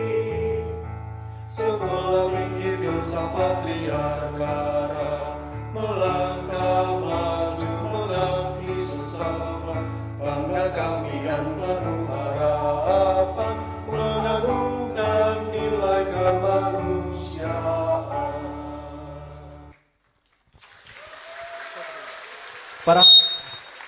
Para hadirin dimohon untuk tetap berdiri karena kita akan ambil foto bersama. Kepada fotografer yang bertugas silakan maju ke depan.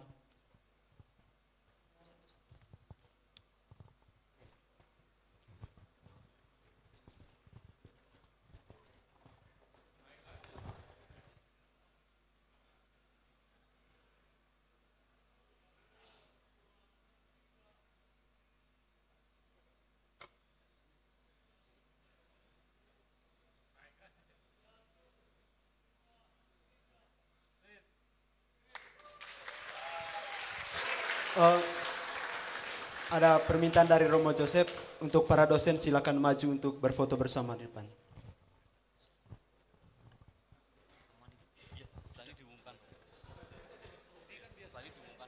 Kepada para dosen dipersilakan untuk maju ke atas panggung untuk ambil foto bersama.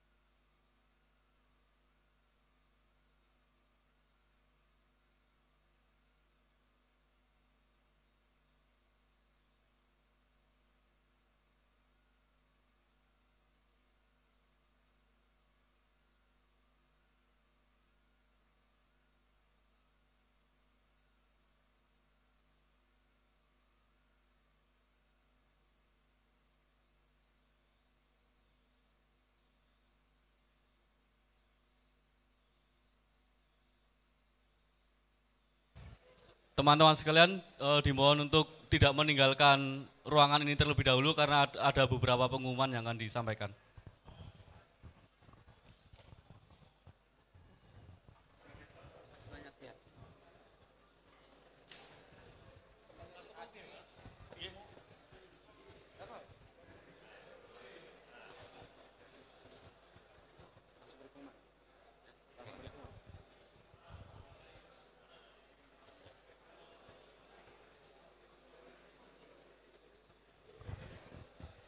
Para hadirin sekalian, kami akan menyampaikan beberapa pengumuman mengenai kegiatan penting kita setelah acara ini dan juga nanti sore.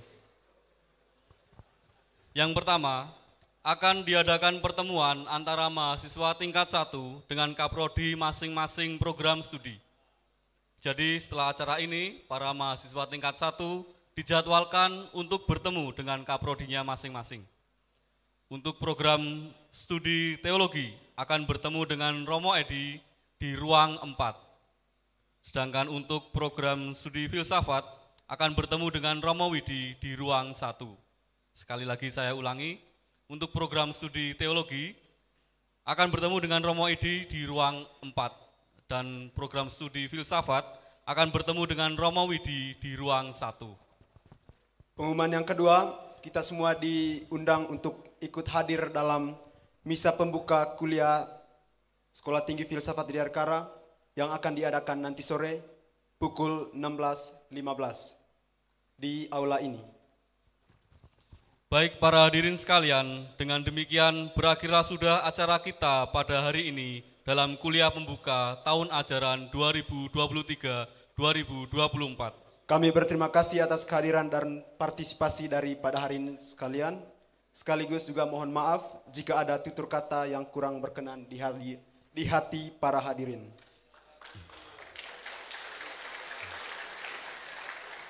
Kami pamit undur diri, tetap semangat dan sampai jumpa.